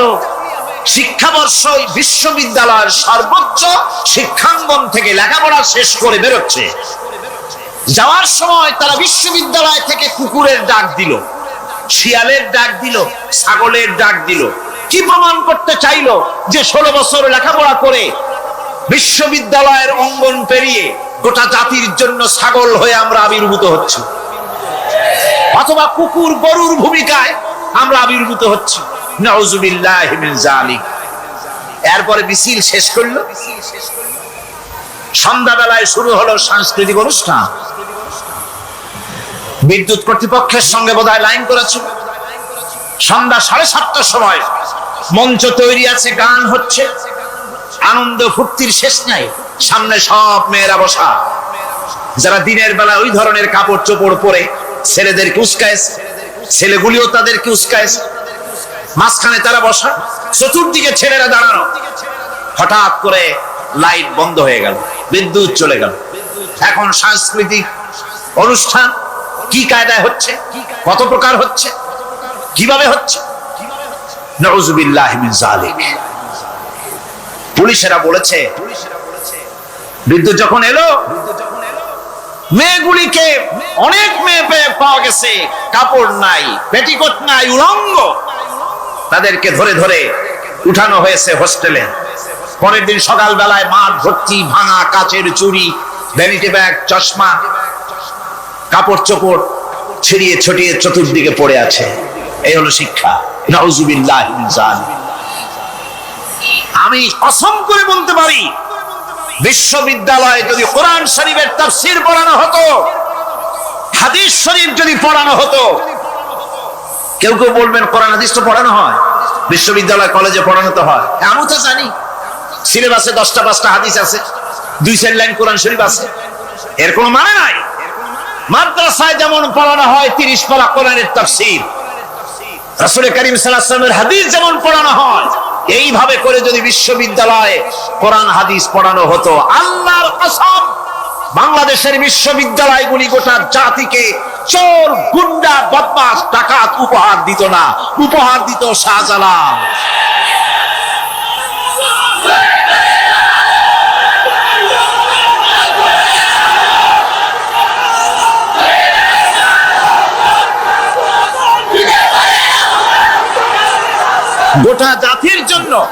গোটা জাতির জন্য বিশ্ববিদ্যালয় সমূহ উপহার দিতে পারত।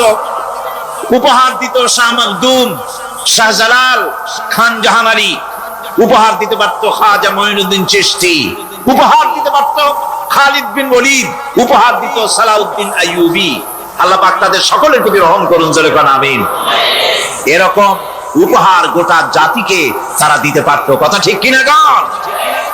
সুতরাং পরকালকে অস্বীকার করাই হচ্ছে এর মূলভূত কারণ। সেকুলার শিক্ষা ব্যবস্থা হচ্ছে এর মূলভূত কারণ। এই জন্য কোরআনে কারীম আল্লাহ পাক বলছেন, লাইসাল বিররা আন তুওয়াল্লু বুজুহাকুম কিবালাল মাশরিকি ওয়াল মাগরিব, পূর্ব পশ্চিমে কয়বার মাথা ঘুরালা, এইটাই তোমার পুণ্যবান সৎ কাজ হওয়ার এটা নমুনা নয়। প্রকৃতপক্ষের সৎ কাজ হচ্ছে আল্লাহ বিশ্বাস করা এবং পরকালে বিশ্বাস ভিত্তিক জীবন গড়া।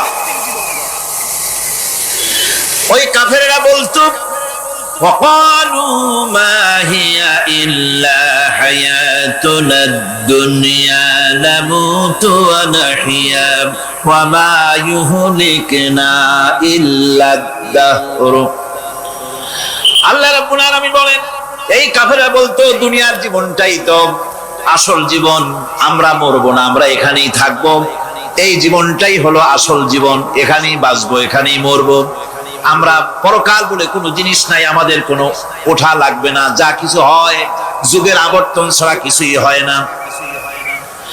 শুধু তাই নয়, এই প্রশ্ন কাফেরদের মনের ভিতরে মারাত্মক আকার ধারণ করলো। তারা বলল, আইযা মিতনা ওয়া কুন্না তুরাবান যালিকা রাজউম বাঈদ।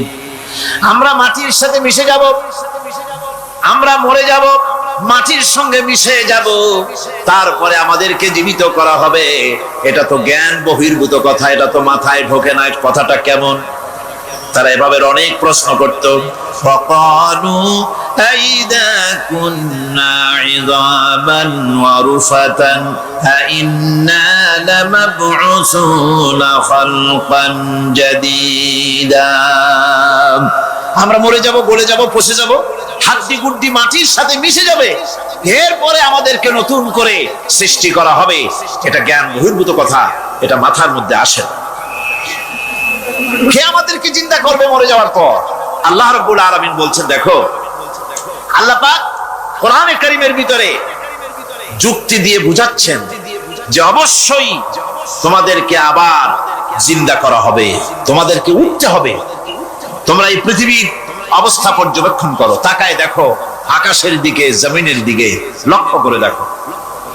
أولم ينظروا في ملكوت السماوات والأرض। তারা কি আসমান এবং জমিনের ব্যবস্থাপনা সম্পর্কে চিন্তা ভাবনা করে না? ওই বিরাট আকাশটাকে যে আল্লাহ রাব্বুল আলামিন তৈরি করলেন, এই জমিনটাকে যিনি তৈরি করলেন, তিনি কি তোমাকে মৃত্যুর পরে তিনি কি জিন্দা করবেন না? তিনি কি জিন্দা করতে পারবেন না? কেমনে তোমরা অস্বীকার করতে পারো?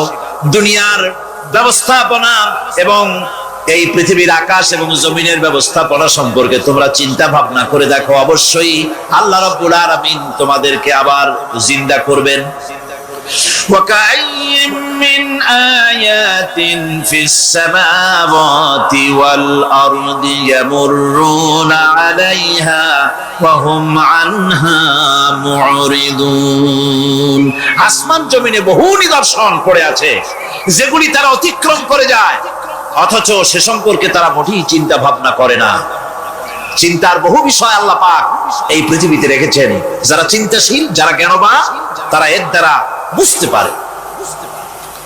আল্লাহ রাব্বুল আলামিন বলছেন, ইন্না ফি খালকিস সামাওয়াতি ওয়াল আরদি ওয়া ইখতিলাফিল লাইলি ওয়ান নাহার লাআয়াতিন লিউলিল আলবাব। নিশ্চয়ই আকাশ সৃষ্টি এবং জমিন সৃষ্টির ব্যাপারে আর রাত আর দিনের পরিবর্তনের ব্যাপারে যারা জ্ঞানবান তাদের জন্য নিদর্শন রয়েছে। যারা জ্ঞানবান তাদের জন্য চিন্তার বিষয়বস্তু রয়েছে। গবেষণা করো, চিন্তা করো, এই পৃথিবীতে আল্লাহ পাক যা কিছু সৃষ্টি করেছেন তার পক্ষে আবার তোমাদেরকে সৃষ্টি করা মোটেই অসম্ভব নয়। পরকালীন জীবনের সম্ভাবনা সম্পর্কে কোরআন অবিশ্বাসীদেরকে বলছে, দেখো আল্লাহুল্লাযী রাফা'আস সামাওয়াতি বিগাইরি আমাদিন তারাউনাহা সুম্মা ইসতাওয়া আলাল আরশ। সে আল্লাহ তোমাদের নিকট দৃশ্যমান স্তম্ভ ছাড়াই ওই বিশাল আকাশটা তৈরি করেছে। যারা পরকাল আছে বলে উঠতে হবে একথা যারা বিশ্বাস করে না, তাদের ব্যাপারে আল্লাহ পাক এই যুক্তি দিচ্ছেন, দেখো এই বিশাল যে আকাশটা, এই আকাশে কোনো খুঁটি আছে? কথা বলেন না কেন?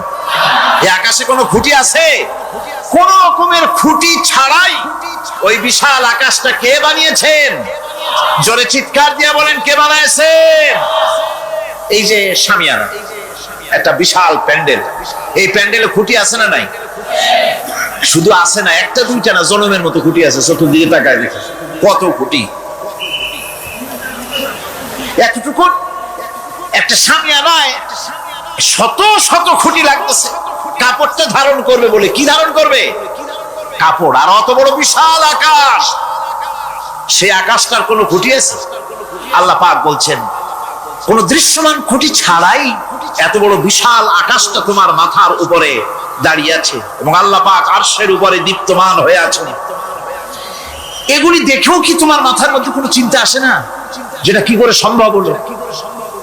অনেকে তো এমন আছে শিক্ষিত লোক, তারা আবার বলে কি, কয় যে না আকাশ বলে কিছু নাই, ওই অনেক দূরে তো সেই জন্য নীলা নীলা দেখা যায়, আসলে কিছু নাই। আকাশ, কোরআনে কারীমের মধ্যে আকাশ সম্পর্কে যে কথা বলা হয়েছে, বিশাল, যার কোনো কুল নাই কিনারা নাই, মহাশূন্য।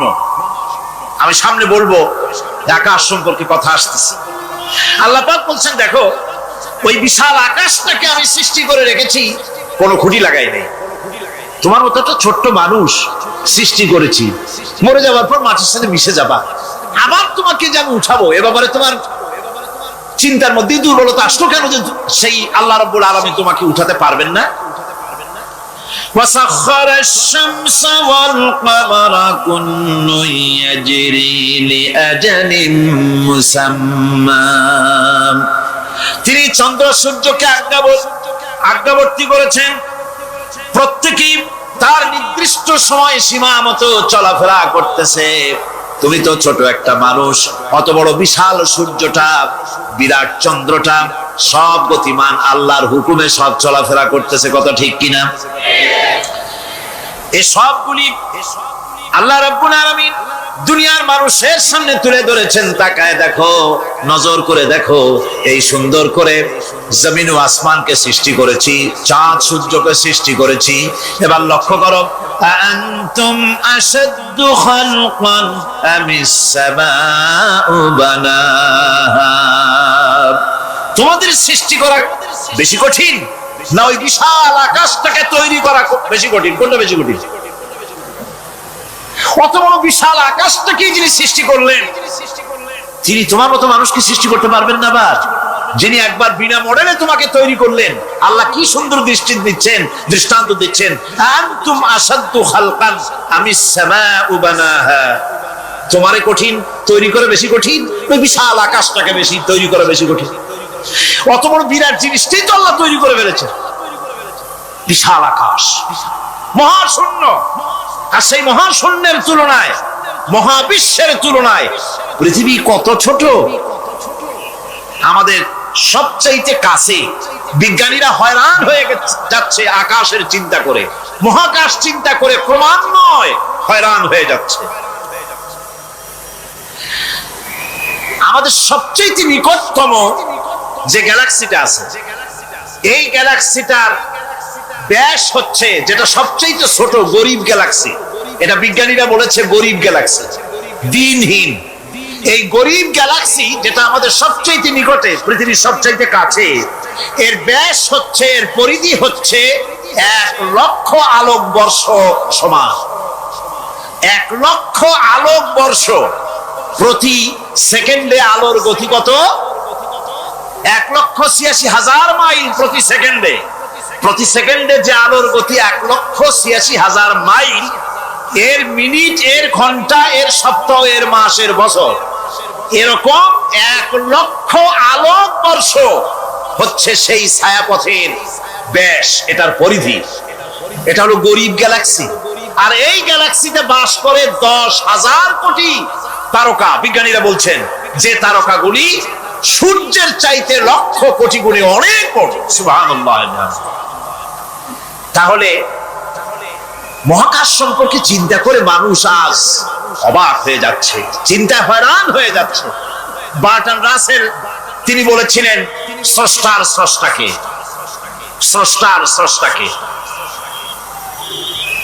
এর জবাব আরেকজন বিজ্ঞানী লিখেছেন যে স্রষ্টার স্রষ্টাকে এই চিন্তা তো সৃষ্টিতে করতে পারবে না।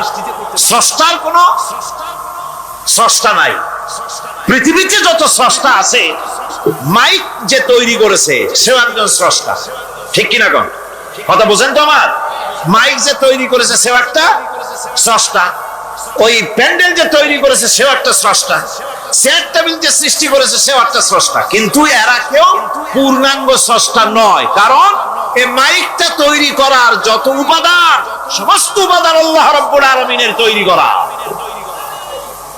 কথা ঠিক কিনা? তুমি শুধু অ্যাসেম্বল করেছো, তুমি শুধু এগুলোকে এক জায়গায় করেছো। তোমার বাপেরও ক্ষমতা নেই লোহা তৈরি করা। পারবা লোহা তৈরি করতে? আরে কথা কন না কেন মিয়া সাহেব? পারবেন লোহা তৈরি করতে? পারবেন একটা বাঁশ বানাইতে? বাঁশ হোক লোহা হোক যা সব বাদ দেন, মাথার একটা চুল বানাইতে পারবেন? পাট দিয়া রং দিয়া পরচুলা বানাইতে পারবেন, কিন্তু চুলের মতো করে একটা চুল বানাইতে পারবেন না।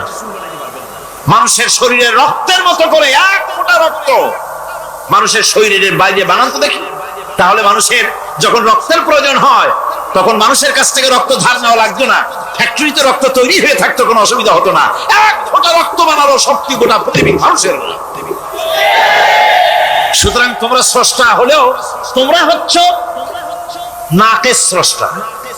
ধার করো, অন্যের জিনিস ধার করে বানাও। মুকাম্মাল স্রষ্টা হচ্ছেন কে? আসল স্রষ্টা কে? এরকম বললে হবে না, গায়ের সমস্ত শক্তি দিয়ে বললে আসল স্রষ্টা কে? ওই বিজ্ঞানী বলছেন যে বার্টন রাসেল বলছে স্রষ্টার স্রষ্টা কে? স্রষ্টার স্রষ্টা তুমি খুঁজে পাবে না, তোমার মাথায় ঢুকবে না। আগে সৃষ্টি চিন্তা করো। তিনি বলেছেন একটা লবণ, একটা লবণের কণা, লবণ বলেন তো, একটা লবণের কণা, এক কণা লবণের ভেতরে যে কেলাস থাকে, এর ভিতরে যে সমস্ত উপাদান থাকে, সেই লবণের কণাগুলির মধ্যে কতগুলি উপাদান থাকে, সেই উপাদানগুলি চিন্তা করতে 1000 বার্টন রাসেলের মস্তিষ্কের প্রয়োজন। তো একটা লবণ কণার ভিতরে কি আছে সেইটাকে উদ্ধার করার জন্য যদি 1000 বার্টন রাসেলের মস্তিষ্ক লাগে, তাহলে গোটা বিশ্ব আকাশ আর জমিন যিনি সৃষ্টি করেছেন তাকে চিন্তা করা কি তোমার মগজে কুলাবে? দুনিয়ার প্রথম দিন থেকে শুরু করে কিয়ামত পর্যন্ত যত মানুষ এসেছে আর যত মানুষ আসবে, স্রষ্টা সম্পর্কে চিন্তা করার অসম্ভব ব্যাপার। স্রষ্টার সামনে শুধু মাথাই নত করবা। তিনি কোত্থেকে এসেছেন, তিনি কে জানার দরকার নাই। তিনি আল্লাহ। তার নাম কি? মাথা নত করে দাও সামনে।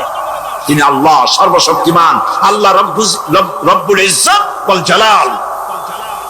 তিনি ছিলেন, তিনি আছেন, তিনি থাকবেন।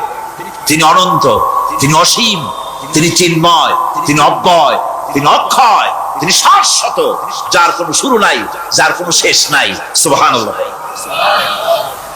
সুতরাং সেই মহান আল্লাহ রাব্বুল আলামিন তিনি বলছেন, বান্দারা তোমারে বানানো কঠিন না ওই বিশাল আকাশটা বানানো কঠিন? অত বড় বিশাল আকাশটাই তো আমি তৈরি করেছি। তোমার মৃত্যুর পরে তোমাকে জিন্দা করা মোটেই কোনো কঠিন ব্যাপার নয়, এটা খুবই সহজ। ভাইরা আমার, আল্লাহ সুবহানাহু ওয়া তাআলা পৃথিবীর মানুষকে এসব দৃষ্টান্ত দিয়ে সুন্দর করে মানুষকে বুঝাচ্ছেন, তিনি মানুষকে পরিষ্কার করে বুঝিয়েছেন। আল্লাহ পাক বলেন, এই পৃথিবীতে এসব প্রশ্নের চূড়ান্ত জবাব দিতে গিয়ে আল্লাহ পাক বলছেন, কুল ইউহিহাল্লাযী আনশাআহা আউওয়ালা মাররা ওয়া হুয়া বিকুল্লি খালকিন আলীম। বলে দাও, তোমাদের মৃত্যুর পরে সেই আল্লাহ রাব্বুল আলামিন তোমাদেরকে জিন্দা করবেন, যিনি তোমাদেরকে প্রথমবারে তৈরি করেছিলেন। প্রথমে যিনি সমস্ত জিনিস সৃষ্টি করেছেন, ওই আল্লাহ রাব্বুল আলামিন তোমাদেরকে আবার জিন্দা করবেন। আর এসব জিনিসকে খেল তামাশার বিষয়বস্তু করে তৈরি করা হয় নাই। সমস্ত জিনিসের পেছনে বিরাট উদ্দেশ্য কাজ করেছে। একটা লক্ষ্য নিয়ে, সামনে নিয়ে, উদ্দেশ্য নিয়ে আল্লাহ তৈরি করেছে। আল্লাহ পাক বলছেন, ওয়ামা খালাকনাস সামাওয়াতি ওয়াল আরদা ওয়ামা বাইনাহুমা লাইবিন। এই পৃথিবীতে আকাশ, ওই বিশাল আকাশ এবং জমিন এবং এর মধ্যস্থিত কোন জিনিসকে আমি খামোখা তৈরি করি নাই, খেল তামাশার বিষয়বস্তু হিসাবে তৈরি করি নাই। যারা নাকি জ্ঞানবান, যারা বুদ্ধিমান, তাদের সম্পর্কে আল্লাহ বলেন, الذين يذكرون الله قياما وقعودا وعلى جنوبهم ويتفكرون في خلق السماوات والأرض ربنا ما خلقت هذا باطلا سبحانك فقنا عذاب النار।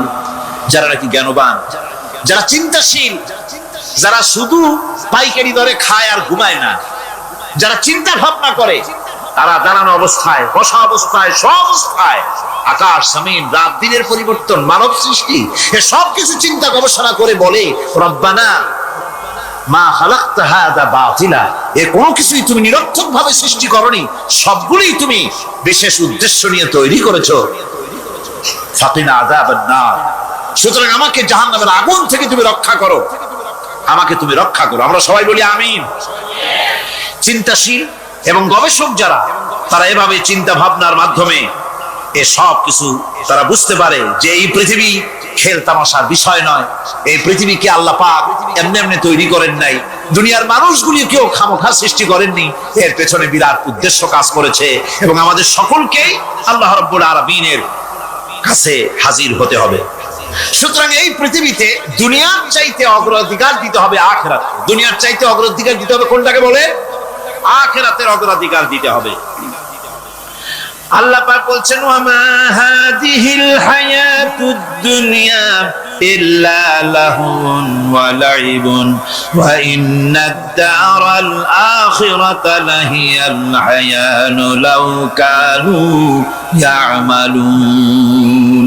এই দুনিয়া হচ্ছে নিছক খেল তামাশা, এটা আর কিছুই নয়।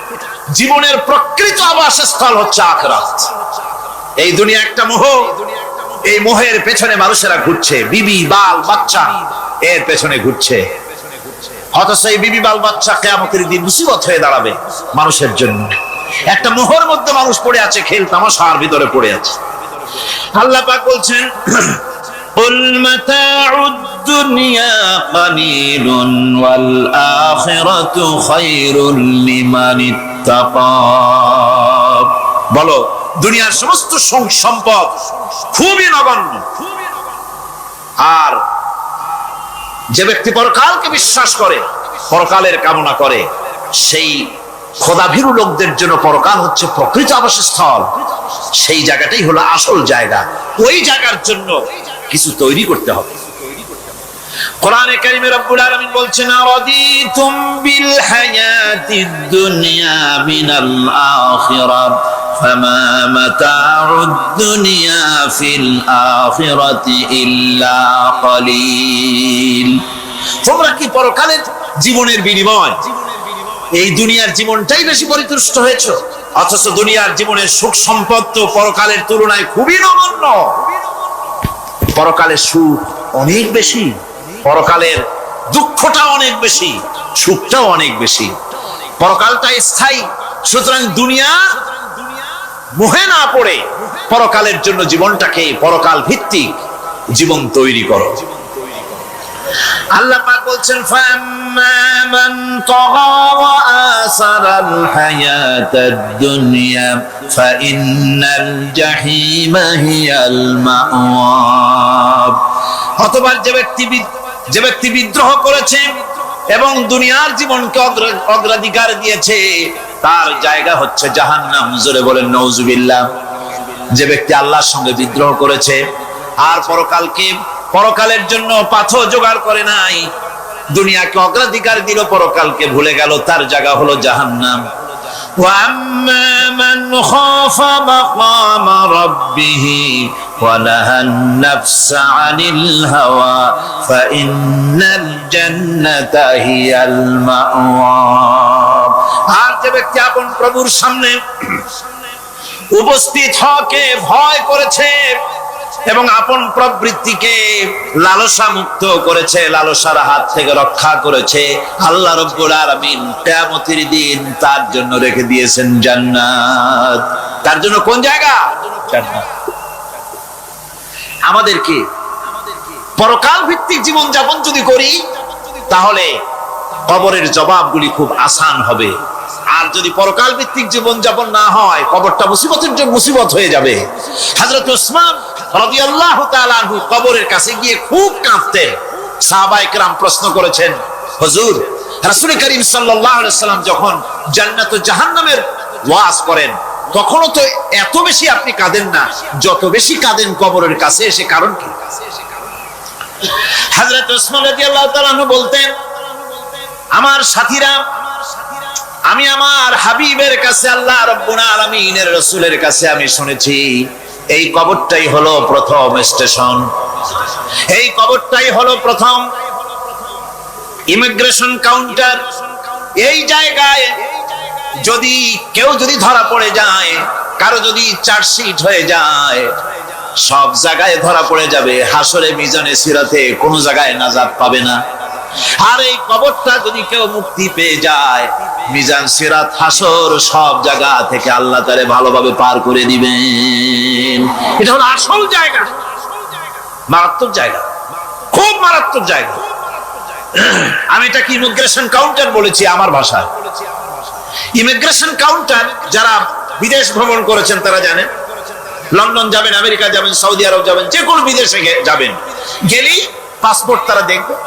পাসপোর্টে আপনার ন্যাশনালিটি কোনটা সেটাই তারা জানতে চাইবে। আপনি কোন দল করেন এটা তারা জানতে চাইবে না। আপনি কোন ভাষায় কথা বলেন তাও তাদের জানার দরকার নেই। প্রথমেই তারা আপনার ন্যাশনালিটি দেখবে, আপনার আইডেন্টিটি কি তারা জানতে চাইবে। তারপরে যদি স্যাটিসফ্যাক্টরি হয়, আপনাকে ভিসা দিয়ে ভেতরে ঢোকবার ব্যবস্থা করে দেবে। আর যদি তারা স্যাটিসফাইড না হয়, তাহলে আপনাকে মেহমানখানায় ঢুকানো হবে গ্রেফতার করে। আপনি আন্দাজ এখানে আসছেন কেন? এই জন্য খবর হচ্ছে এ ধরনের একটি ইমিগ্রেশন কাউন্টার। কবরের ভিতরে মানুষ যখনই রাখা হবে, সঙ্গে সঙ্গে দুজন ফেরেশতা আসবে। কবরের কাছে যারা এসেছিল, দাফন হয়ে যাওয়ার পর এই লোকগুলি 40 কদম যেতে যতক্ষণ লাগে, এর মধ্যেই দুজন ফেরেশতা এসে যাবে। এসে জিজ্ঞেস করবে, মান রব্বুকা, তুমি কোন দল করতে? ওটা তাদের জানার দরকার নেই। চাকরি কিসে করতেন ওটা জানার দরকার নেই। ব্যবসা করতেন না চাকরি করতেন প্রয়োজন নেই। প্রথমেই জিজ্ঞাসা করা হবে ন্যাশনালিটি, প্রথমেই জিজ্ঞাসা করা হবে তার ন্যাশনালিটি সম্পর্কে, তার আইডেন্টিটিটা কি, এবং সেটাকে সত্যায়িত করার জন্য, বোঝার জন্য 3টি প্রশ্ন।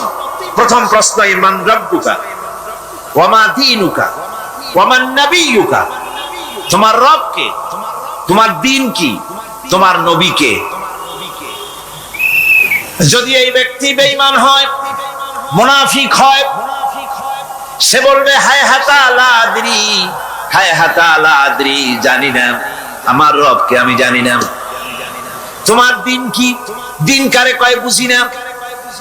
এরপরে আল্লাহর নবী জনাবে মুহাম্মদ রাসূলুল্লাহ সাল্লাল্লাহু আলাইহি ওয়াসাল্লাম কে দেখানো হবে, বলা হবে মা কুনতা তাকুলু ফি হাদার রাজুল, এই ব্যক্তি সম্পর্কে তোমার ধারণা কি নিকে, বলবে আমি চিনি না। নাউযুবিল্লাহ। বাস, এরপরে তার যা হবার তাই শুরু হয়ে যাবে।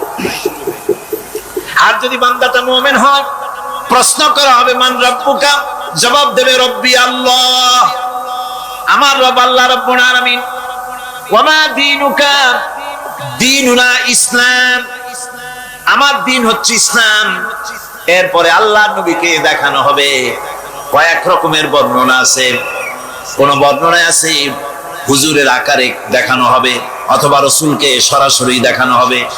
বলা হবে মা কুনতা তাকুলু ফি হাদার রাজুল, এই লোকটি সম্পর্কে ধারণা কি। মুমিন ব্যক্তি বলবে হাদা নবিয়ুনা মুহাম্মাদুর রাসূলুল্লাহ সাল্লাল্লাহু আলাইহি ওয়াসাল্লাম, ইনি আমার তো সেই নবী মুহাম্মাদুর রাসূলুল্লাহ সাল্লাল্লাহু আলাইহি ওয়াসাল্লাম। আমরা যদি এই রকমের জবাব দিতে পারি, আল্লাহ কবুল করো। সকলে জোরে বলেন আমিন। জবাব হয়ে যাওয়ার পর গায়ব থেকে আওয়াজ আসবে, ফাফরিসু বিল জান্নাতি ওয়ালবিসু বিল জান্নাহ, ও আমার ফেরেশতারা, আমার এই বান্দাকে জান্নাতের পোশাক পরায়া দাও, আর কবরটাকে জান্নাতের বিছানা বিছায়া দাও। জান্নাতের পোশাক পরায় না, জান্নাতের বিছানা পাতিছে না। ইলা মাদ্দা বাসারিহি, তার চোখের দৃষ্টি যতদূর যায় কবরটা ততটা প্রশস্ত করে দাও। এরপর বেহেশতের পোশাক পরাইয়া, বেহেশতের বিছানা বিছায়া ফেরেশতা বলবে নূম কানাউমুল উরুস, ঘুমিয়ে যাও। দুলামিয়া যেমন বাসর সজ্জায় নতুন বউ নিয়ে আরামে ঘুমায়, এরকম আরামে ঘুমায় যাও। ইলা ইয়াউমিল কিয়ামা, কিয়ামত পর্যন্ত ঘুমায় থাকো, আরামে ঘুমিয়ে থাকবে। এরপরে সিংগায় ফুৎকার হবে, সিংগার ফুৎকারের আওয়াজে তার ঘুম ভেঙে যাবে। বলবে ইয়া ওয়াইলানা মান বা'সানা মিন মারকাদিনা, হায় আফসোস, আমার এত আরামের ঘুম থেকে কে আমাকে জাগ্রত করলো, আমার ঘুমটারে নষ্ট করলো কে? আওয়াজ আসবে হাদা মা ওয়াদার রহমান ওয়া সাদাকাল মুরসালুন, এটা হচ্ছে রহমানের সেই ওয়াদা, আর মুরসালিনরা নবীরা সত্য কথাই বলেছিলেন, সেই কিয়ামত অনুষ্ঠিত হচ্ছে। আমার বন্ধুগণ, সেজন্য এই দুনিয়ার মোহে পড়ে থাকলে পরে দুনিয়ায় যারা অগ্রাধিকার দিবে দুনিয়াকে পরকালের তুলনায় জবাব দিতে পারবে না কবরের ভিতরে গিয়া। আর যারা পরকালকে অগ্রাধিকার দিবে, দুনিয়ার চাইতে পরকালকে বেশি অগ্রাধিকার দেবে, আর আল্লাহর ভয় কলিজার ভিতরে রাখবে, কবরের জবাব সঠিকভাবে দিতে পারবে, কিয়ামতের দিন আল্লাহ রাব্বুল আলামিন তাদের জন্য জান্নাত দান করবেন। জোরে বলেন আমিন। দুনিয়াটা হচ্ছে দুনিয়া যেখানে আমরা আসি। আমি আগেই বলেছি দুনিয়া হচ্ছে আত্মা শব্দ থেকে এর উৎপত্তি হয়েছে। তুচ্ছ, নিকৃষ্ট, এটার দাম নাই, এটার মূল্য নাই। হযরত ইবনে কাইয়িম রাহিমাহুল্লাহ নওয়ারাল্লাহু মারকাদাহু ওয়া জাআলাল জান্নাতা মাসওয়াহু, হযরত ইবনে কাইয়িম তিনি বলছেন, সুন্দর করে বলছেন দুনিয়া সম্পর্কে, মা মাদা ফিদ দুনিয়া আহলামুন ওয়া মা বাকিয়া মিনহা আমানি ওয়াল ওয়াক্তু বাইনাহুমা দাইউন। মা মাদা ফিদ দুনিয়া আহলামুন, জীবনের যে অংশ ফেলে এসেছি সেটা আজ একটা স্বপ্ন। ওয়া মা বাকিয়া মিনহা আমানি, আর জীবনের যে অংশ সামনে বাকি আছে সেটা এখন একটা আকাঙ্ক্ষা। ওয়াল ওয়াক্তু বাইনাহুমা দাইউন, আর এর মাঝখান থেকে সময় সব চলে যাচ্ছে। কত বড় কথা চিন্তা করেছেন? জীবনের যে অংশ ফেলে এসেছি তা আজকে স্বপ্ন, তা আজ কি বলে স্বপ্ন, আর সামনে যা আছে সেটা আকাঙ্ক্ষা, আর মাঝখান থেকে সময় সব চলে যাচ্ছে। এরপরে তিনি বলছেন وَمَنْ يَسْحَبِ الدُّنْيَا يَكُنْ مِثْلَ قَابِضٍ عَلَى الْمَاءِ خَالَتْهُ فُرُوجُ الْأَصَابِعِ। দুনিয়াদারের অবস্থা হচ্ছে কেউ যদি দুই হাতে পানি খামসায় ধরে, দুই হাতে কি ধরছে বলে, দুই হাতে পানি খামসায় ধরেছে, খুব মজবুত করে ধরেছে, দুই মুঠ পানি, বলেন থাকবে কতটুকু? কতটুকু থাকবে? এক ফোঁটাও থাকবে না, কারণ তার আঙ্গুলের ফাঁক তার সাথে খেয়ানত করবে, আঙ্গুলের ফাঁক দিয়া পানিগুলি সব বেরিয়ে চলে যাবে। সুতরাং দুনিয়া যারা চায় তারা ঠিক পানি খামসায় ধরলে পানি যেমন হাতের ভেতর থেকে খেয়ানত করে চলে যায়, যারা দুনিয়া চায় দুনিয়াও তাদেরকে এভাবে ফাঁকি দিয়ে চলে যায়। তবুও দুনিয়ার মায়া মানুষের এত বেশি। আল্লাহর নবী বলেন লাউ কানা লি ইবনি আদম ওয়াদিন মিন যাহাবিন লাহাব্বা ইয়াকুনা লাহু সানিন, এই পৃথিবীতে যদি কাউকে একটা মাঠ ভরে যদি সোনা দেওয়া যায়, লোকটা বলবে রব্বুল আলামিন আমি যদি আরেকটা মাঠ এরকম সোনা ভরা পেতাম, দ্বিতীয় আরেকটা মাঠ দেওয়া হলে আবার বলবে যদি তৃতীয় আরেকটা মাঠ সোনা ভরে যদি পেতাম। নবীজি বলেন ওয়ালা ইয়ামলাউ জাওফু ইবনু আদামা ইল্লা তুরাব, এটা করতে হবে আখিরাতের জবাবদিহিমূলক জীবন যাপন করতে হবে। আপনি ব্যবসা করবেন, ওজনে কম দিতে পারবেন না, আপনি খাদ্যে ভেজাল দিতে পারবেন না, চুরি করতে পারবেন না, ডাকাতি করতে পারবেন না, জেনা করতে পারবেন না, বদমাশি করতে পারবেন না, মদ খেতে পারবেন না, সন্ত্রাসী হতে পারবেন না, হাইজ্যাকার হতে পারবেন না, চাঁদাবাজ হতে পারবেন না, মুনাফাখোর হতে পারবেন না, আপনি চোরাকারবারি হতে পারবেন না, ঘুষখোর হতে পারবেন না, সুদখোর হতে পারবেন না। এই সব কাজ পরকালকে বিশ্বাস করলেই এ সমস্ত কাজ থেকে মানুষ বিরত থাকতে পারে। কথা ঠিক কিনা? এটাই হচ্ছে।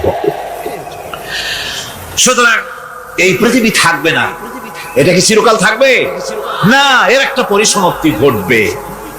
যেমন করে সারা বছর লেখাপড়া করার পর কলেজে, বিশ্ববিদ্যালয়, মাদ্রাসায়, হাই স্কুলে, সব জায়গায় সারা বছর লেখাপড়া করার পর যেমন পরীক্ষা দেওয়ার একটা দিন আসে, সারা বছর ব্যবসা করার পর হিসাব নিকাশ করার যেমন একটা সময় আসে, সারা মাস চাকরি করার পর বেতন পাওয়ার যেমন একটা দিন আসে, সারা জীবন চাকরি করার পর পেনশন পাওয়ার যেমন একটা সময় আসে, অনুরূপ ভাবে এই দুনিয়া যেদিন শেষ হয়ে যাবে, আল্লাহ নির্ধারিত সময় শেষ হয়ে যাওয়ার পর একটা সময় আসবে যখন আল্লাহ রব্বুল আলামিন সব শেষ করে দিবেন, লন্ডভন্ড হয়ে যাবে, কিছু থাকবে না।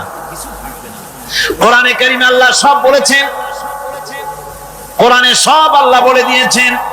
আল্লাহ পাক বলেন এই পৃথিবীর সব কেমন ভাবে ধ্বংস হবে তার চিত্র আল্লাহ পাক কোরআনে কারীমে তুলে ধরেছেন। ইযাস সামাউ ফাতারাত ওয়া ইযাল কাওয়াকিবু তাসারাত ওয়া ইযাল বিহারু ফুজ্জিরাত ওয়া ইযাল কুবুরু বু'সিরাত। যখন আকাশসমূহ দীর্ণ বিদীর্ণ হয়ে যাবে, তারকাগুলি বিক্ষিপ্ত হয়ে ছিটকে পড়বে, আর সমুদ্রগুলি উচ্ছ্বসিত হয়ে পড়বে, কবরগুলি সব তার ভেতরে যা আছে উদ্গীরণ করে দেবে, তারকাগুলি স্তিমিত হয়ে যাবে। এরপরে সমস্ত আকাশগুলি কাতাইয়িস সিজিল্লি লিল কুতুব, কিতাবের পৃষ্ঠার মতো একটার পরে একটা ঠাস ঠাস করে পড়তে থাকবে, চূর্ণ বিচূর্ণ হয়ে ভেঙে চুরে একাকার হয়ে যাবে। পাহাড়গুলিকে উড়িয়ে দেওয়া হবে, চন্দ্র এবং সূর্য একাকার হয়ে যাবে। আল্লাহ রাব্বুল আলামিন বলেন ফাইদা বারিকাল বাসার ওয়া খাসাফাল কমার ওয়া জুমিআশ শামসু ওয়াল কমার। চক্ষু যখন বিস্ফারিত হয়ে যাবে, চাঁদ যখন তার আলো হারিয়ে ফেলবে, সূর্য যখন তার আলো হারিয়ে ফেলবে, চাঁদ আর সূর্য সব একাকার হয়ে যাবে, সেই সময়ের অবস্থাটা কি চিন্তা করো। মানুষ হয়রান হয়ে দৌড়াদৌড়ি করবে। ওয়াহুমিলাতিল আরদু ওয়াল জিবালু ফাদুক্কাতা দাক্কাতান ওয়াহিদা। জমিন এবং পাহাড়গুলির মধ্যে আল্লাহ রাব্বুল আলামিন সংঘর্ষ বাঁধিয়ে দিবেন, পাহাড়গুলি ভেঙে চুরে টুকরা টুকরা হয়ে যাবে, পাহাড়গুলি উঁচু করে জমিনের উপরে আছাড় মেরে আল্লাহ রাব্বুল আলামিন ভেঙে চুরে চুরমার করে দিবেন। সুবহানাল্লাহ। ওয়া তাকুনুল জিবালু কালইনিল মানফুশ, পাহাড়গুলো পেঁজা ঘনা তুলার মতো করে উড়িয়ে দেওয়া হবে, পাহাড় উড়ে যাবে। সুবহানাল্লাহ। পাহাড় পাথরের তৈরি করা পাহাড়, এই পাহাড়গুলি তুলার মতো হয়ে উড়বে কিভাবে? আমি এই দৃশ্য নিজের চোখে কিছুটা হলেও দেখছি। আজ থেকে 10 দিন আগে আমি ইতালি সফর করে এসেছি। ইতালির রাজধানী রোম।